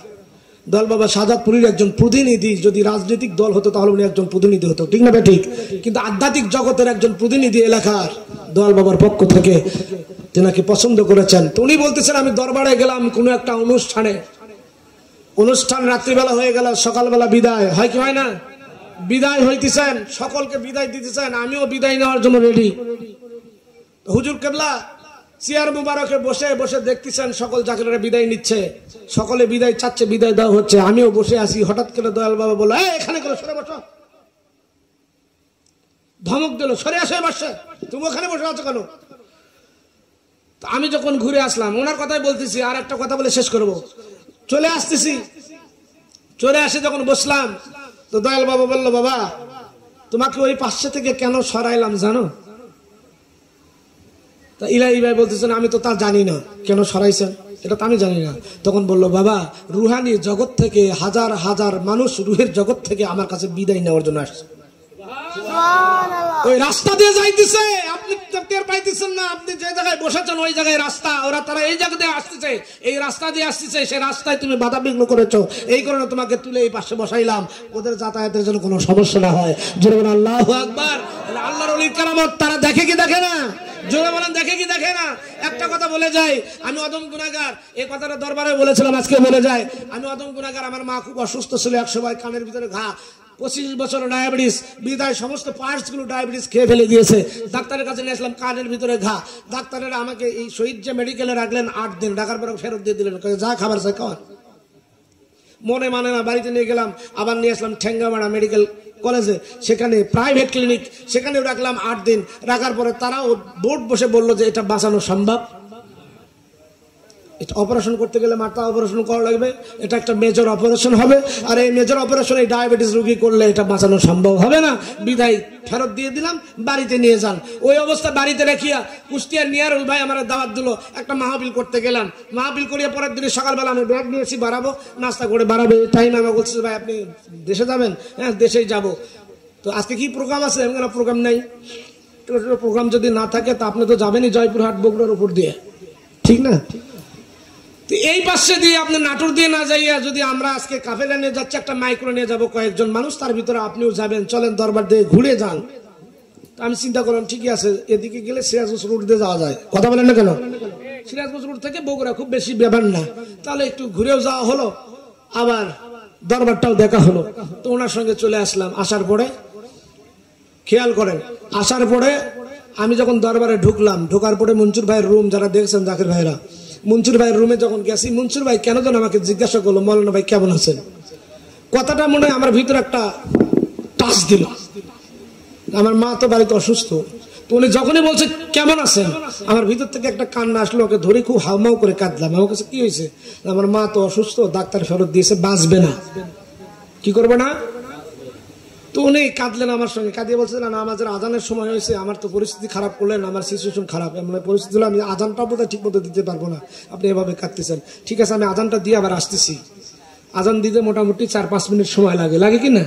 তো উনি ঘর থেকে বাড়াইলো, আমি মনসুর ভাইয়ের ঘরেই বসে আছি। হঠাৎ করে চক্ষুটা বন্ধ করে কাঁদতেছিলাম, কিন্তু এই চক্ষু বন্ধ করায় অন্য একটা জগতের খেলা যে শুরু হবে আমি বুঝতে পারিনি। আমি চক্ষুটা বন্ধ করছি, করার পরে জগৎ ট্রান্সফার হয়ে গেল, আমি নতুন করে আবার দরবারে ঢুকতেছি। খেয়াল, দরবারে ঢুকতেছি, ঢুকার পরে আমি যখন ঢুকলাম, ঢোকার পরে দেখলাম যে দক্ষিণ যেই হুজরা শরীফ এখন দেখা দেয়, সাক্ষাৎ হয়, এর বারান্দার এখানে চেয়ার মোবারকে দয়াল বাবা শাহজাদপুরি বসা। মুহূর্তের মধ্যে আমি মরে যাব, কিন্তু এই দৃশ্য ভুলতে পারবো না। আমি যখন ঢুকতেছি দেখলাম অনলি একা চেয়ার মোবারকে বসা। আমি ডাইরেক্টলি গেলাম ওনার কদম মোবারকে, কোনো খাদেম টাদেম কেউ নাই। আমি বসলাম, বসে ওনার পায়ে হাত দিছি, দেওয়ার পরে একটু কাঁদতেছি। তো আমি যখন হাউমাউ করে কাঁদতেছিলাম, ঠিক মনসুর ভাইয়ের কাছে যেরকম কাঁদতেছিলাম, দয়াল বাবা শাহজাদপুরে আমার মাথার উপরে একটা হাত দিয়ে কয়, বাবা কি হয়েছে, কাঁদেন কেন? হুজুর আমার মা তো অসুস্থ, বাঁচবে না, ডাক্তার ফেরত দিয়ে দিয়েছে। মুসলমান গভীর মনোযোগ, মাথায় হাত রেখে দয়াল বাবা শাহজাদপুরি মুহূর্তের মধ্যে বলল, বাবা ডাক্তার কি আল্লাহ হয়েছে নাকি মরতে পারে? বাবা তোমার পরামর্শ দিলাম, মনসুরের কাছে বলো, মনসুরের কাছ থেকে যদি হোমিওপ্যাথিক একটু ওষুধ নিয়ে যাও, আল্লাহ চাইতো ওষুধ দিয়ে তোমার মা ভালো হয়ে যেতে পারে। চিল্লাইয়া বলেন সুবহানাল্লাহ, আল্লাহু আকবার বলেন, ভালো হইতে পারে। এর মধ্যেই মনসুর ভাই আজান শেষ করে আসছে। আমার কয় ভাই, আমি চোখ খুলে দেখি কি ব্যাপার, আমি তো এখনো মনসুর ভাইয়ের রুমে আছি। আমি ওনারে আবার ধরিয়ে কাঁদাকাটি করলাম, মনসুর ভাই আমার হোমিওপ্যাথি ওষুধ দেন। কি ওষুধ দিব? আমাকে ওষুধ দেওয়া লাগবে। কি ওষুধ দিবেন আমি জানি না, আমার ওষুধ দেওয়া লাগবে, ঘটনা বলতেছি না। আমার ওষুধ দেওয়া লাগবে, আমার মায়ের কানের ভিতরে ঘা হয়েছে বিশাল ঘা। মনসুর ভাই বলে, আপনার মা আমার মা তো আলাদা না, সমস্যা নাই, আপনি খাওয়া দাওয়া করেন, বিদায়ের সময় আমার কাছ থেকে ওষুধ নিয়ে যাবেন। এবার খানা খাইতে গেলাম, যখন খানা খাইতে যাই বিশাল একটা ঘটনা ঘটে গেল, ওইটা বলা যাবে না, আজকে পার্সোনাল একটা ব্যাপার ঘটে গেল। আমি যখন খানা খাইতে গেলাম, খাদেমেরা আমার খানা খাইতে দিল, আমি কইলাম এইগুলো ঘটনা কি? আপনি আসতেছেন, এটা আপামনি নিজেই জেনেছেন, সুবহানাল্লাহ বলেন, জেনেছেন। তো উনি বলেছেন আপনার জন্য এইটা ব্যবস্থা। যাই হোক, আমি এটা খাওয়ার পরে যখন বিদায় নেওয়ার জন্য আবার গেলাম আপামনির কাছে, তো আপামনি বলছে আপনি দরবারে আসবেন, এটা তো আমারে নিয়ারুল ভাইও বলে নাই, আপনিও তো বলেন নাই, কিন্তু আমি আপনার জন্য নিজ হাতে রান্না করেছি। কি বুঝলেন? নেহারুলও বলে নাই, আমিও তো বলিই নাই, আমার সঙ্গে আমার মোবাইল নাম্বার নাই, আপামনির সাথে আমি যোগাযোগ করি না। খুব ভুল ভবিষ্যৎ যদি কি আছে না, হ্যাঁ মিজান ভাইয়ের কাছে রিং দিলে উনি রিসিভ করতে চায় না। তো যাই হোক, আমার কোনো যোগাযোগ নাই। উনি এখন বলতেছেন যে কেউ তো বলেন নাই, কিন্তু আমি নিজ হাতে রান্না করেছি, তার মানে আমি কোথায় এটা জানে কি জানে না? জোরে বলে জানে কিনা?